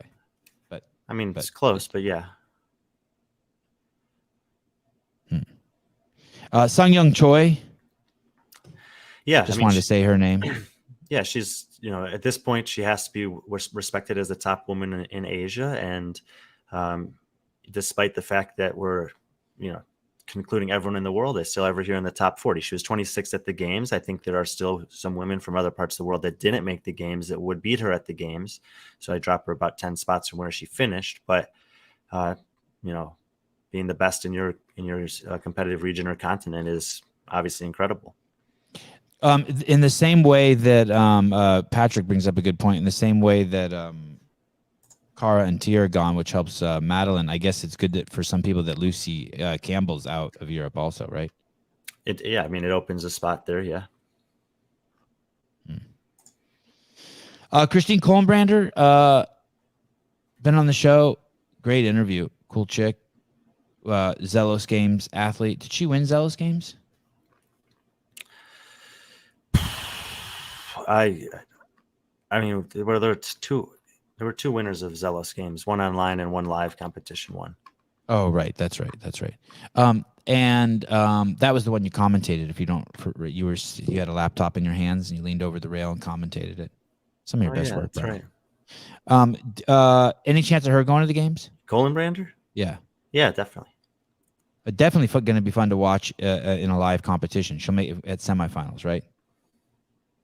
Yeah. Exciting. You need a sip of coffee, Brian? No, I opened something and I was frustrated with myself that I haven't updated it. Understood. Okay. Bailey Rail, training partners with one of our favorite athletes. Who is that over at Mayhem? Paige Powers. We'll get to her in the next. Paige Powers. Yes. I knew it was someone. Yes. Bailey Rail, she's going individual? Uh-huh. Yeah. Did you have Brittany Weiss on this list? No, because she's going team. So she was on one of the pre-lists. Oh, okay. Would be considered for this list if not going team. Okay. I thought I saw her name. Okay. Patrick Clark, a healthy Kohlenbrander will be fun to watch. Had a wrist injury during the games. A plus for knowledge. Total A plus. You're only an A plus, Patrick, though, because I'm an A. We still don't know what you would be in a vacuum by yourself. It could be like a C or a D. Don't get all excited. Okay. Next up. Oh, shit. I can't believe we haven't had Jacqueline Dahlstrom on the show. What a fucking mess we are. Have you ever talked to her? Yeah, I've trained with her a couple times. She would definitely. Is she cool? Yeah. Like really cool? I don't know what that means. I think she's cool. Okay. That means she's not really cool. But I could probably think she's really cool. Jamie Simmons, that's the what did she used to be? Jamie Green. Mm-hmm. She's going individual. Mm-hmm. And some people last night were asking about whether she would qualify for an exemption if she applied for one. And it actually is a great question because she's not lived in Oceania for a long time. She lived in the UAE for a while. She lived in London for a while. She's back in the UAE. So she probably wouldn't satisfy the single residency criteria since she's lived in multiple places in the last couple of years, even though none of them have been home. Her home meaning where she's a citizen. But I don't think she applied for an exemption. I think she's fine going back to Australia to compete. I haven't had her on the show either. Have you ever talked to her? Oh my God, yeah, she is super cool. You should definitely invite her on the show. She's fun. Okay. I'm kind of scared of her. No, don't be scared of her. No, she seems like almost like she might be too mature for this show. I think you'd be surprised. Okay, fine. Jamie Simmons. I know that I had reached out to Jacqueline Dahlstrom, and I think I dropped the ball. I fucked it all up. Yeah, but I think it'd be great to invite both of them on. Sarah Sigmund's daughter. Does she still have it in her? Are you impressed with what you saw at Wadapalooza? Her head seems like it's in the right place. Yeah, I mean, so you got on this right in this section of the list, we have Bethany Shadburn, Emma Tall, Sarah Sigmund's daughter, and Jamie Simmons, all four of whom I still think can make the games and have an impact at the games. But as we talked about with Bethany, there's a bunch of unknowns, and for all these athletes, there's a little bit of a unknown. I mean, it was nice to see Sarah at Wadapalooza. We talked about that at previous shows. I think she did very well in the individual. I think she tempered her expectations and had fun with the team, which was good. Not have a lot of pressure on her. You know, she wasn't that far off of making the games last year. I think a lot of people are writing her off, but I am penciling her in for one of the game spots in Europe. And same with Emma Tall. Like I said, I think Jamie will be one of the top three in Oceania. So we're going to have some women returning, if that's the case, returning to the field. And, you know, so I often talk about this with the games field specifically. There will be a big range of possibilities for those women, especially someone like Sarah. I don't think it's outside of reality for her to be something as high as 12th place at the games, but she could also be 30th. So we just wait to see, hope that they compete healthy. And if they do make the games, then I think it only adds to the excitement and drama of what this game season is going to be. Well said. Does Patrick Clark represent these girls? Jacqueline, Jamie, Kringle, Freya? Maybe one or two of them. Okay. I agree. I should have all of those people on the show. God, I would love to have Amy Kringle on the show. I need to stop fooling around. Danny Spiegel up 10. She's really impressing you, huh? She's coming on strong. Part of me is like, I want to be like, yeah, fucking raise her. She's the shit. She's killing it. And the other part of me is she's kind of old and a one-trick pony. She's kind of... This is getting into it. Like, I would say from here on out, maybe 20 from her and up on the list. Yeah, was challenging. This is where I spent a lot of time because I know that, the women's field is top heavy, in my opinion. Like, they're the top 30 women in the world are the top 30 women in the world, and they're very good. And the separation between them is often difficult to do. But yes, I've been impressed with Danny this past year, especially. Think that she has made the next step in her career, and she's a legitimate top 20 threat this season and for a couple of seasons still if she wants to be. And she's kind of trying to also give off this vibe. She's kind of like a walking oxymoron. She's trying to give off this vibe that like she could give two fucks about her performance, that she's just doing it for fun. Maybe, but I think that competing isn't everything to me. Winning isn't everything. Maybe, and I mean, look, it's in some regards. Do you think that they just do that to let the pressure off themselves? They have to say that. I mean, fuck, I don't know what kind of pressure's on her. I think athletes will handle that differently. But in the case of Danny, obviously she has had a lot of success off the field too, in terms of endorsements, sponsorships, opportunities there. I think that's freed her up to invest a little bit more in her training. And even though if she's saying the things, whatever reason she's saying those things for, to me, what I see is someone who has been putting work in, who has been making a committed effort to improve on the things that have held her back in the past. And when you have an athlete like that has the financial freedom to invest in their weaknesses, I guess, to couple with world-class strengths that she has in specific events, that's a dangerous athlete. Or it could lead to it could be a slippery. Well, it could be dangerous in a good way, or it could be bad. They could get. I've seen other athletes collapse because of that. Well, we haven't seen that from her yet. Right. Jake. Wait. No, not that. Jake Chapman, offers to stay in my spare room here in the Isle of Man still stands. Thank you. That's cool. Okay. Thura, Helga daughter, up 3, Danny Spiegel. Oh, Alex Kazan. Kind of a high glass ceiling, right? She's one of those athletes. We're not sure how good she's going to get still, right? We need more data. Yeah. And the problem for someone like Alex Kazan is that it's really difficult to move up this list. So she may improve dramatically from last year to this year and not show that much improvement in the rankings at the games. Up 9 is good though. Oh, I see what you're saying. Those are my my rankings in August. What I've known and have seen about her since then, I feel like that's pretty good. She was mid-20s in the games last year, 24, 25. So I think that she could again have a very similar performance this year, be better, but not necessarily reap the rewards of a 5 to 10 spot jump at the games. And I could be wrong, but I'm just saying it's difficult to move up in the women's field right now. I think what's interesting too is you look at Emily Rolfe and Danny Spiegel flanking either side of Paige Powers, and when I think of Emily Rolfe or Danny Spiegel, I think of athletes who are like maxing out like the capacity of what they can humanly do, which is crazy impressive for both of them. But dead smack in the middle, you have another. You have Alex Kazan below them, and right in the middle of them, you have Paige Powers. I would throw Paige Powers in that too. Like, holy shit, how good can she get?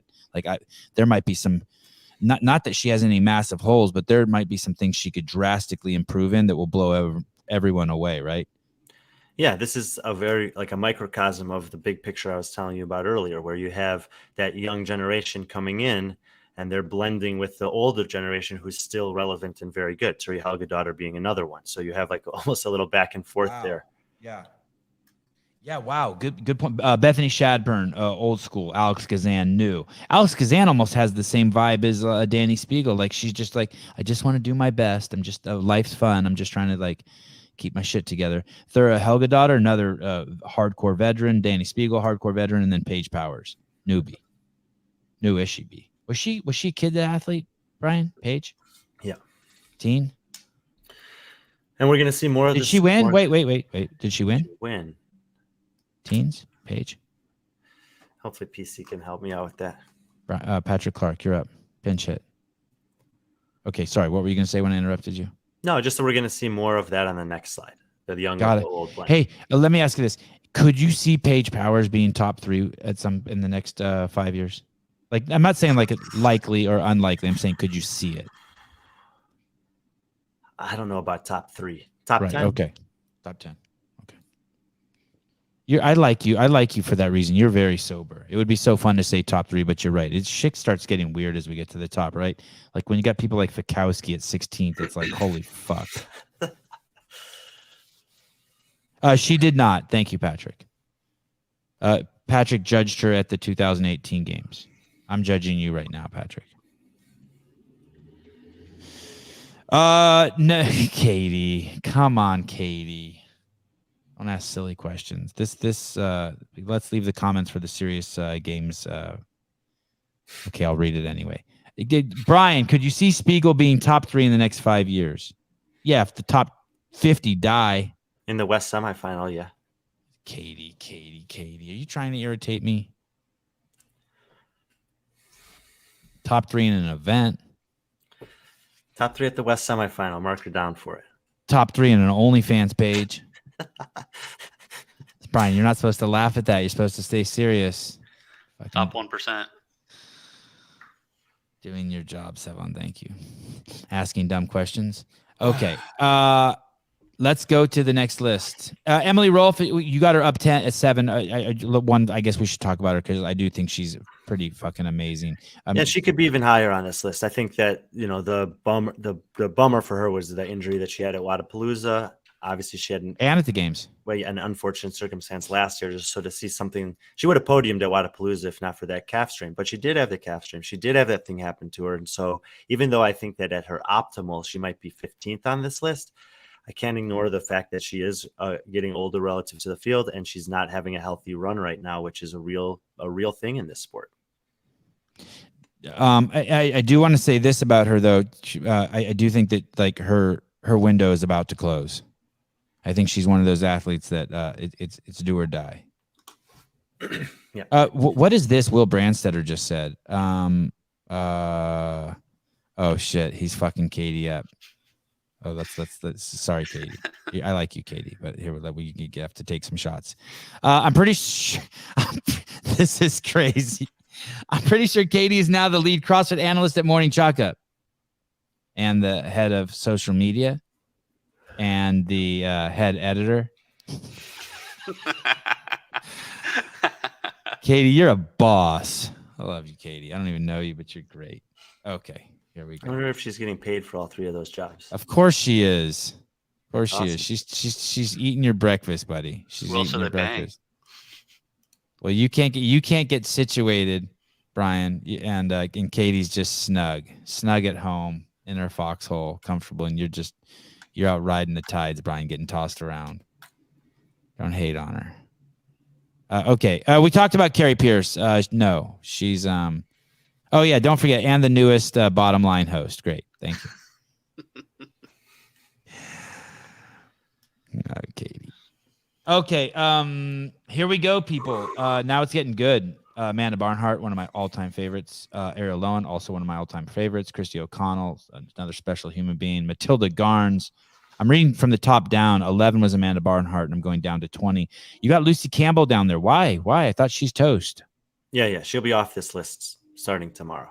On behalf of Brian, I apologize for that this list is confusing.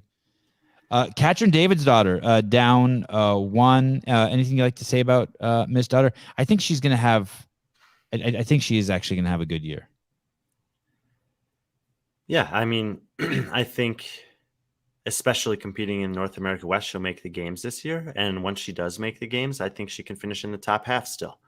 And therefore, I have her 19th. I want to say this too. If for some fucking reason she were to win the games this year, I would put her as the greatest CrossFit athlete who ever lived. I would put her ahead of Rich or Matt or Tia. And here's why. You can't not make it to the fucking games and then come back and win it. And she's done that once already. And then if she does that again, it's or at least tied in a 4-way tie. I have to put her. I mean, it would be absolutely fucking nuts. It would be a fantastic story. Come on, Brian, get my back on this. Come on. I know it's not comfortable. I know it doesn't compute. You got to really let a lot of emotion seep in. If she wins the games this year, it will be nuts. Yeah, it would be nuts. Yeah. It would not make her the greatest CrossFitter of all time. But she'd have to be talked about as like, holy shit. In the hierarchy of women of all time, I have her third behind Tia and Annie. And I think that if she were to win this year, or even podium this year, that there would be an argument to be made that she could usurp Annie, but not Tia. You're Hiller. Andrew, I want to have you on every show, please. I'll send you a link now. Fuck yes, 100% full steam ahead, Katrin for the go. I know. That's the thing, that people don't let enough emotion come in. These guys are too mathematical. If it was people like for Brian, we would have never released the vaccine. We'd still be studying it. People would be getting sick all over. Just let your emotion, just get your emotion wrapped around how insane it would be if Katrin won. Emma McQuaid, Ellie Turner. Wow. What did Ellie take at the games last year? Doesn't she have some monster holes? She was 18th. Okay. Well, shit. And similar to Paige Powers, sky's the limit from what we can tell, right? Certainly hasn't reached her top potential. Like crazy. She has like and potential for a lot of change, and maybe the best training partner on the planet. Well, and again, I mean, top two for sure. And coach. She has the best coach and the best training partner on the planet. Yeah, she has an amazing situation for training. Yes, but again, I don't say that lightly. Best training partner and best coach on the planet. How much better does she need to get to make a significant jump up this leaderboard, though? I mean, this is, like I've been saying, this is a region where you can make big improvements personally, and it still might only yield 1 or 2 spots moving up the leaderboard. If Katrin wins, I'm out. Yeah, me too. Hey, me too. Hashtag me too.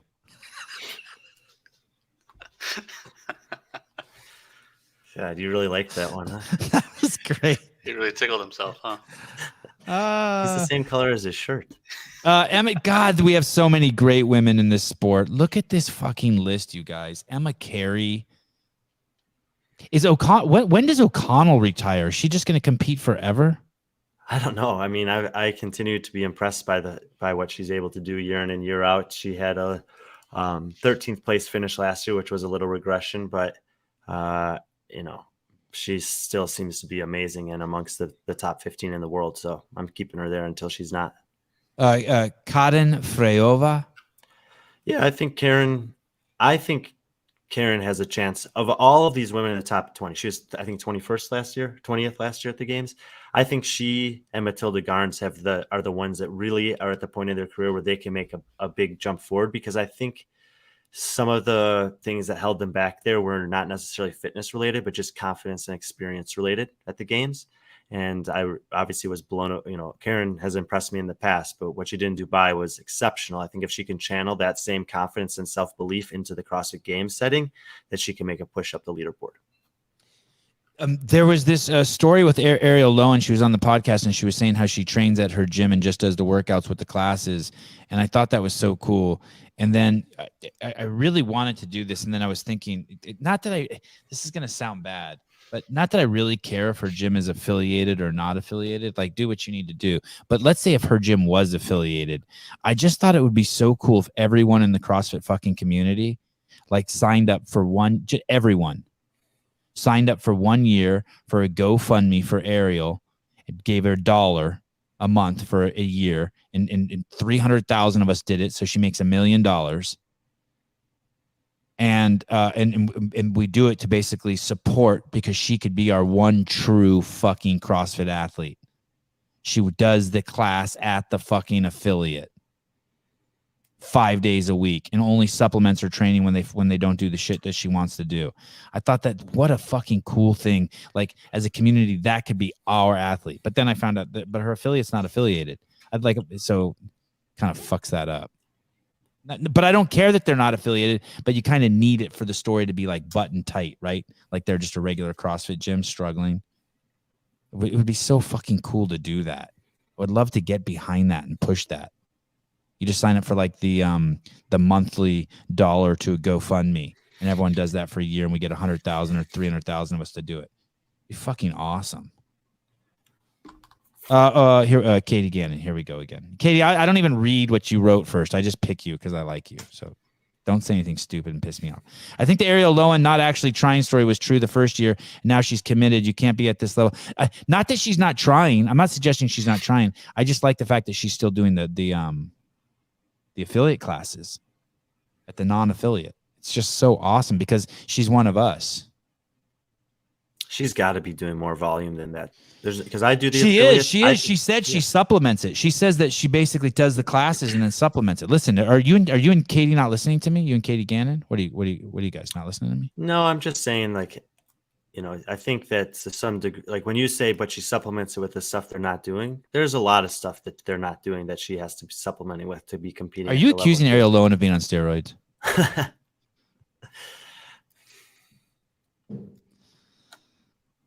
He's not even going to give me a no. I don't even deserve a no. It's such a bad question. I'm just getting ready for the top 10. Con Porter is trying to do that. Buying a Con Porter sticker goes to a rookie athlete games fund. Wad Zombie. I think Wad Zombie is the best, gives this show the most money out of anyone.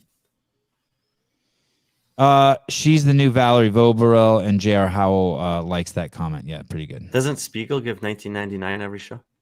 He does. She does. That's true. Okay. Top 10. Sorry, Matilda, we didn't get to talk to you about you much. Amanda Barnhart didn't get to talk about it. What is Amanda? Is Amanda getting better? Or is she like? When does her window close? Getting better. I mean, she's been consistently good, and it was probably the most. I don't want to say the most surprising, but the Morning Chalk-Up put out a list of top 15 and didn't have her on, and I thought that was pretty disrespectful considering how good she's been over the last 5 years. And she's is that Katie Gannon's fault, you think? Yeah, probably. She's in charge of everything over there. Fucking shit the bed, Katie. But no, Amanda's been great and super consistent. She did put up something recently that I thought was intriguing. She said, we're getting strong this year in one of her recent posts on Instagram. And it's like, well, you've already been pretty strong. Yeah. But maybe it's a different kind of strength. She has to improve a little bit with some of her gymnastic stuff. And then maybe it's a mental strength or a belief. And at this level, that stuff matters. Mal O'Brien and Katrin David's daughter, and Matt Fraser, and Jake Marconi, and Jason Hopper. That's her team. Those are her teammates. Sammy Monetz. That's her crew. She got it. Her crew's tight, right? I think she's gonna have a good year. Yeah. Matt O'Keefe. I know I averaged just outside the top 10, but she could definitely sneak into the top 10 once again this year. J.R. Howell, $50. J.R., please stop that. Please stop that. Thank you. Thank you. If you don't accept the gifts God gives you, then God will stop giving. Remember that, everyone.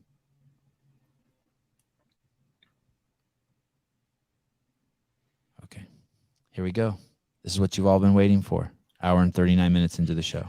The Brian Friend Power Rankings, top 10. You are free to judge him as harshly as you would like. Wad Zombie, $1.49. Here we go. We need a drum roll, Caleb. And actually, Amanda will be in the top 10 because we'll have to remove number 10 from the list. Oh, there we go. Amanda Barnhart. By the way, one of the most enjoyable, I don't say this lightly, one of the most enjoyable, thank you, Wad Zombie, for the $1.49. One of the most enjoyable podcasts I've ever done was with Amanda Barnhart. I kind of actually broed out with her a little bit. It was kind of cool. Pastor Matosyan. Yes. That by the way, that is very true. I'm telling you, this is 100% true. If you do not graciously accept the gifts God gives you, God will stop giving you gifts. I was going to use a pronoun, but I just used God again. This does not matter. This is irrelevant. Don't be distracted by the word God. Who is God? It doesn't matter. Caleb, what's up? Just waiting for your monologue to stop. Thank you. Holy shit, you did it. First I want to say, is there anything surprising on here when you look at this, Brian? Sorry, Caleb. Caleb, when you look at this, is there anything on here that just jumps out at you that you're like, I don't think so?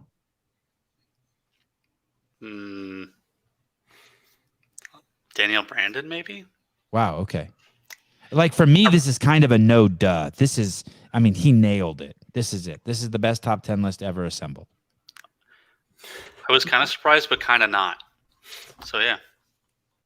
Cameron, $4.99. Thank you. That's the OnlyFans guy with the giant penis. By the way, yesterday he told me he sold his underwear for $350, and he sold a mold of his cock for $200. I don't know if I was supposed to tell you that, but on his OnlyFans.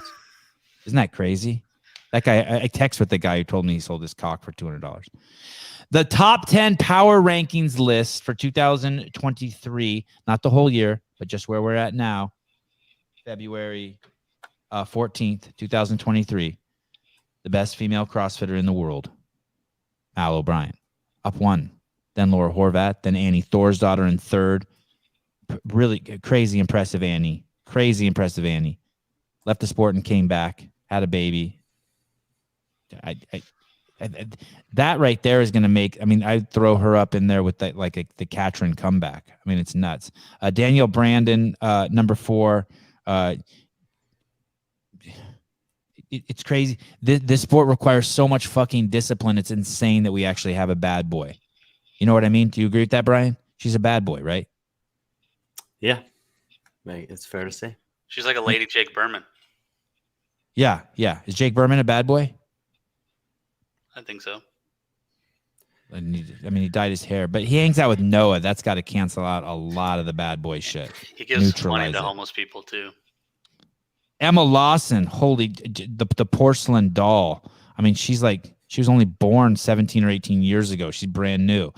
Haley Adams, Brooke Wells at number 7. I'm going to go with Brooke Wells. I'm going to say that's the one. For some reason, I'm still just not bought in on Brooke Wells, but I think that's just my shortcoming. Gabriella Magawa, Alexis Raptis, and Cara Saunders, who he'll be taking off. So we'll put Amanda Barnhart in here. This is crazy.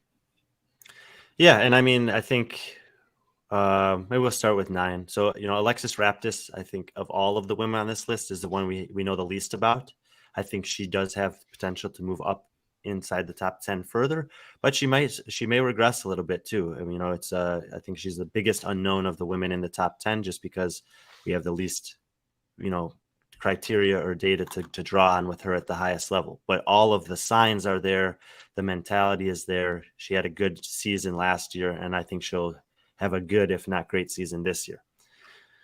Gabby Magawa has been a bit of an unknown this offseason. She's relocated. She's got a new coach. She's leaving an environment that she had a lot of success in before. She seems to think that she reached the limit of her success there. And so she's, going back to her roots, putting herself in a situation where she can have some more balance in her life that seems to be important to her. And certainly there's an opportunity for her to do better than this. I often talk about the fact that the best athletes in this sport usually make their money on consistency. You don't change a lot when you're already having a lot of success.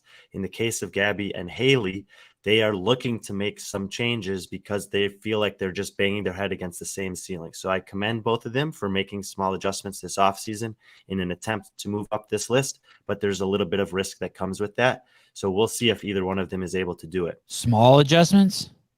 In the case of Haley, the adjustment is not necessarily moving or changing her environment, but she's chosen not to do any off-season competitions. In the case of Gabby, a little bit bigger. Yeah, that's fair to say.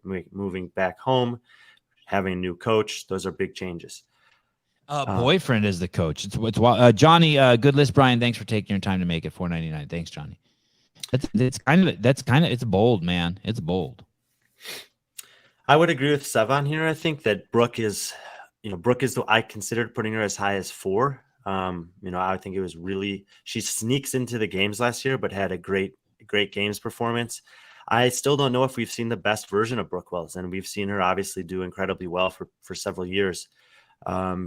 Tia's not going to be training this year, and I don't know how that's going to affect her. Was she always rising because she was constantly chasing Tia, or is there sometimes an element of like, yeah, it's great that I'm training with Tia, but I'm just losing every workout and I'm never going to have that chance to win. Tia's going to be on the sidelines supporting her in a different way this year. I think that has a possibility to actually make Brooke better. So again, we'll see. For me, Emma Lawson is not a mistake. Like I'm sorry, really quick here. Brandon Lacroix, how do we give Brian money and not Sevan? Just ask your mom to charge him less on Friday nights, and that'll help Brian out. Thank you, Brandon. Cocksucker. Okay, sorry. That was important. I'm glad you took time to address that. Thank you. What I was saying, I don't think Emma Lawson's performance last year was a mistake. I think she is going to be in the conversation for years to come. I'm not sure she can move up very much from where she was last year, just given the other caliber of women in the field right now. But I think we can look for a very similar style performance, some top finishes at the games, not a lot of bad finishes, just consistently right there in the mix. For what Caleb said about Danielle Brandon, I got several comments about Danielle Brandon after putting this list out. She was 4th place at the games last year, basically being unable to squat. That is incredible. I think it's hard to accept of how impressive she is. I think that her image and her performance are a lot to coalesce. I mean, she seems to be having fun, be a bad girl, be hot as fuck, and destroy the games. I mean, it's like unfair almost. I want to go back to Brooke Wells real quick too. What place did she get last year at the games? 6th, I think. Yeah, it's fun, and that was her comeback year. It's fun. I don't know why I have trouble accepting her at 7th, but she deserves it. She earned it. What she did at the games last year and what Danielle did at the games last year was nuts. Brooke was 5th. Oh, 5th. Yeah, I mean, that's insane. Yeah. All of she these is women so are fucking good. What? Say it again. All of these women are insanely talented and good. Yeah. But when you're trying to, like, this is fine tooth comb that you're scraping through the best in the world and trying to look for small things that can separate one from the other. Right. And for Danielle Brandon, if she's able to actually squat heavy this year, and she doesn't have a drastic change in her life a month before the games, right, she's a podium threat. Like, we just got to call it as what it is. So I think having her 4th on this list is very reasonable. Hey, but what about this, Brian? Have you thought about this? And I'm being dead serious. Maybe she just flourishes in chaos. Maybe the switching a month before is like what Danielle Brandon needs. We talked about that last year. How is that going to affect her? There's a lot of athletes that would struggle to deal with circumstances like that. She seemed to thrive despite having some setbacks. So, I mean, yeah, if you want to put a question mark next to her, it'd be like, okay, if everything goes right for her this year, does that actually mean she's going to be better, or does she capitalize on it when things are stacked against her? This is a very astute and poignant comment. Don't feel bad, Sevan. Brooke has problems accepting you too. Okay. So we have an injury-free or a healed-up Danielle Brandon with less chaos in her life, and putting together a lot of good wins. Why do you think she pulled out of Wadapalooza? Sorry, who is that? Danielle? Danielle Brandon, yeah. Couple different reasons. Maybe just didn't feel the need to compete based on how she was feeling physically, and also she had a ton of sponsorship opportunities that weekend, and maybe she didn't want to feel spread too thin. Emma Lawson, can we complete unknown of how good she is, right? No, I think we know she's very, very good. The complete unknown is how good she could be. Right. I want to say, what place did she take last year at the games? Emma Lawson. We just said that. Was she 5th or 6th? Keep confusing. So she was 6th. Brooke was 5th. And 2 days before the games ended, I mean, she basically had a stumble on the last 2 days, right? And still killed it. Think about this in the same conversation as Ricky Garrard, Mal O'Brien, relative to a Roman Krennikov and Laura Horvath. If you flip the order of events, the story is completely different. I guess my point being is she didn't even look. And I want to say same at Rogue. There's almost this just born giraffe element to her. I don't mean that in any way negative. What I'm saying is like I don't even feel like I'm looking at like a butterfly that's still just the cocoon just fell off of it. Like I feel like Emma's like the most obvious. Like the wings haven't even opened up. We don't even know what we're looking at yet, right?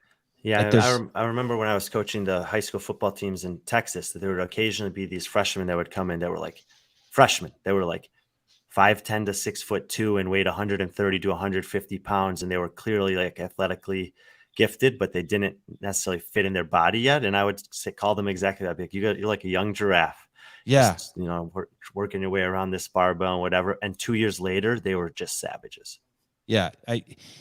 I think she's the, it seems like she has the most, which is weird to say because she's so good already, but the most potential out of anyone, right?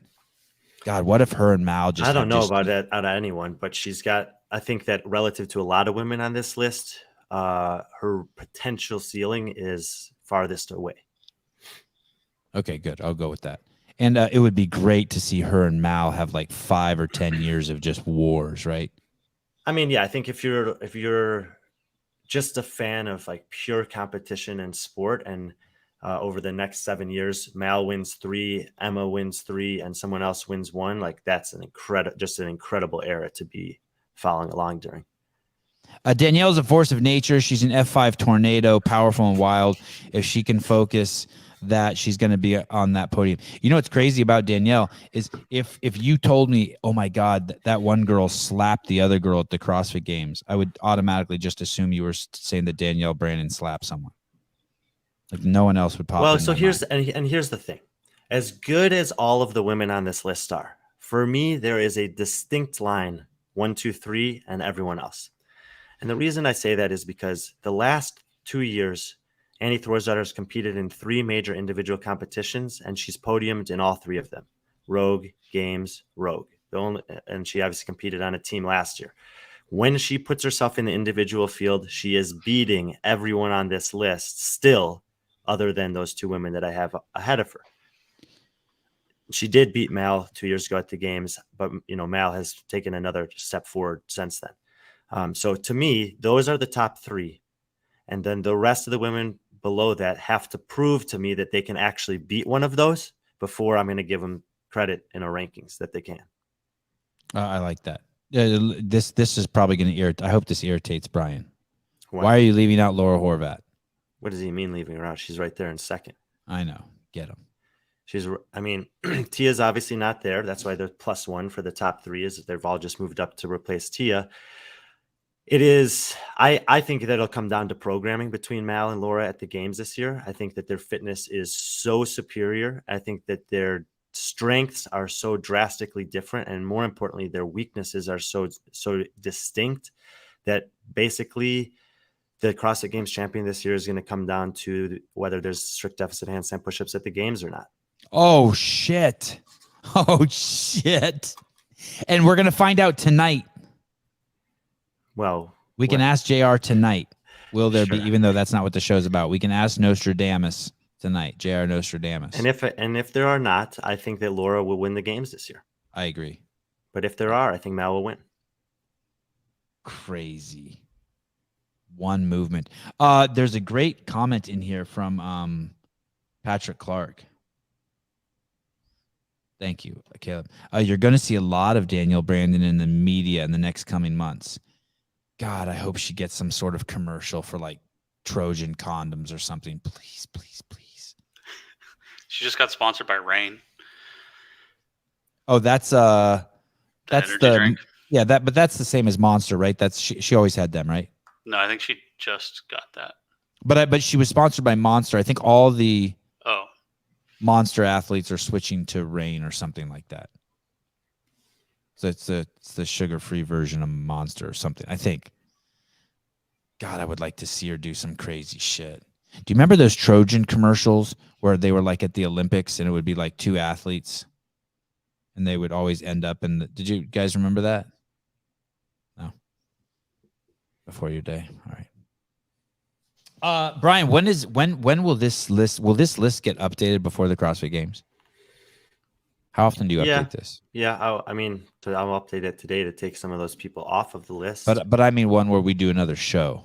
I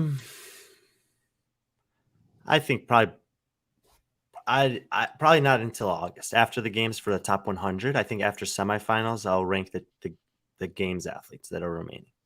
I will be continuously updating it throughout the year. So if you wanted to do one going into semifinals, we definitely could. Yes, I'll have it available, but I think twice a year is okay for this. Once after the games, once before the Open. This man and woman power rankings, is there a living version of it, document that lives anywhere online? By living, I mean it's updated as you update it. Like, so tonight before you go to bed, you might get up at like 3 a.m, eating a sandwich and be like, you know what, I'm moving this. And it happens in real time. Well, I'm thinking of creating my own website, and then maybe I could have it living there. What would your website be? Working on that. Okay. Patrick Clark says not yet. So he knows stuff. He knows a little bit of everything. He knows stuff that you don't even know about yourself. That's right. One more time for you guys. Mal O'Brien is the #1 CrossFitter walking planet Earth today. She is the fittest woman, according to the Brian Friend. She's the #1 CrossFitter competing in the game season this year. Doesn't necessarily mean that she'll win. No, that means that I still think Tia is the fittest on earth, but she's not competing. I mean, but don't listen to Brian. Don't interrupt me again. According to Brian Friend, the power rankings, the fittest woman on earth is Mal O'Brien. Don't let him ignore Brian if he says it's. I know it's his list. Oh, look at this. BeFriendly.com. We got it. Thank you. Someone's already hacked it. It's brilliant. BeFriendly.com. It's long overdue. I think this should live on your homepage. This list, this top 10. It will be huge. It's such good brand value to the Brian Friend name. Is Tia going to do the Open? No. I would guess probably she's going to do it. Wouldn't you guess she'll do it? She told me no. So. Oh. We'll see. That's weird. I don't know. We'll know in less than a week. Laura Horvat, #2. Some bold predictions. Annie Thorisdottir, #3. Danielle Brandon, #4. You think Danielle's going to make the podium this year? No. I think those top three will make the podium. I would say this. I mean, and that's why she's fourth. I think of all of the women behind those top three on the list, Danielle has this year the best chance to make the podium. Yeah. You think Danielle is going to peak this year? This is going to be her best year ever? It's hard to say. I mean, it's possible last year was her best year ever. Right. And I don't really know how good she can get. It's surprising to me that someone who can have a year of being very limited with something like a back squat can still place fourth at the games. And to me, like I said, that makes her pretty scary. Tia does the Open, puts her name as the alternate on the proven team, wins the games on a team. God, anything's possible. Thank you. Fantastic show. And I guess we'll be doing another show this evening where we start talking. It's our first of trolling the leaderboard. Brian Friend and Jer Howe will be joining us. We're talking about what the Open is, who we think's going to win it, what the workouts will be, all things. Open up the phone lines, maybe. Yeah, I think we can definitely do that. If Melissa Odier, if Laura loses 15 pounds, her gymnastics would improve and she would take it off. I don't know if she can lose 15 pounds. She'd be a fucking popsicle stick. We have this conversation all the time, and I disagree with that. I mean, I think that she, at the current way she's competing, she is so good at so many things. And it's one specific thing, and it's more specific than most people even recognize that she struggles with it at that weight. I don't know, and she doesn't maybe know how much better that one thing would improve down 10 to 15 pounds, but I think that it would not improve enough to offset how good she is at 10 other events at the weight she's currently competing at.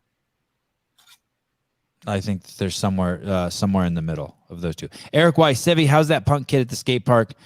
I doubt we'll see him again. What's crazy is he's kind of a family friend. The whole thing is weird. It's weird when you see some parent lose their mind. But anyway, okay, Brian, thank you. Thank you, Caleb. Thank you, Matt Souza. Thank you, California Hormones. Thank you for giving us the resources to force Brian over here to buy his soul. Oh, make him eat white dog poop. I've seen the white dog poop. That's the stuff that's been sitting around the yard like just forever. You know what I mean? It's like five. It's been there for 5 days. No one picked it up. Fucking insightful. That guy has like 3 dogs. Patrick Clark, right? I think 2. Bruce Wayne, thank you very much for everything you've contributed to. You're making wonderful thumbnails. Thank you. Melissa wants to, I am all for Laura anyways. Yeah, with peace and love. Okay. Bye-bye.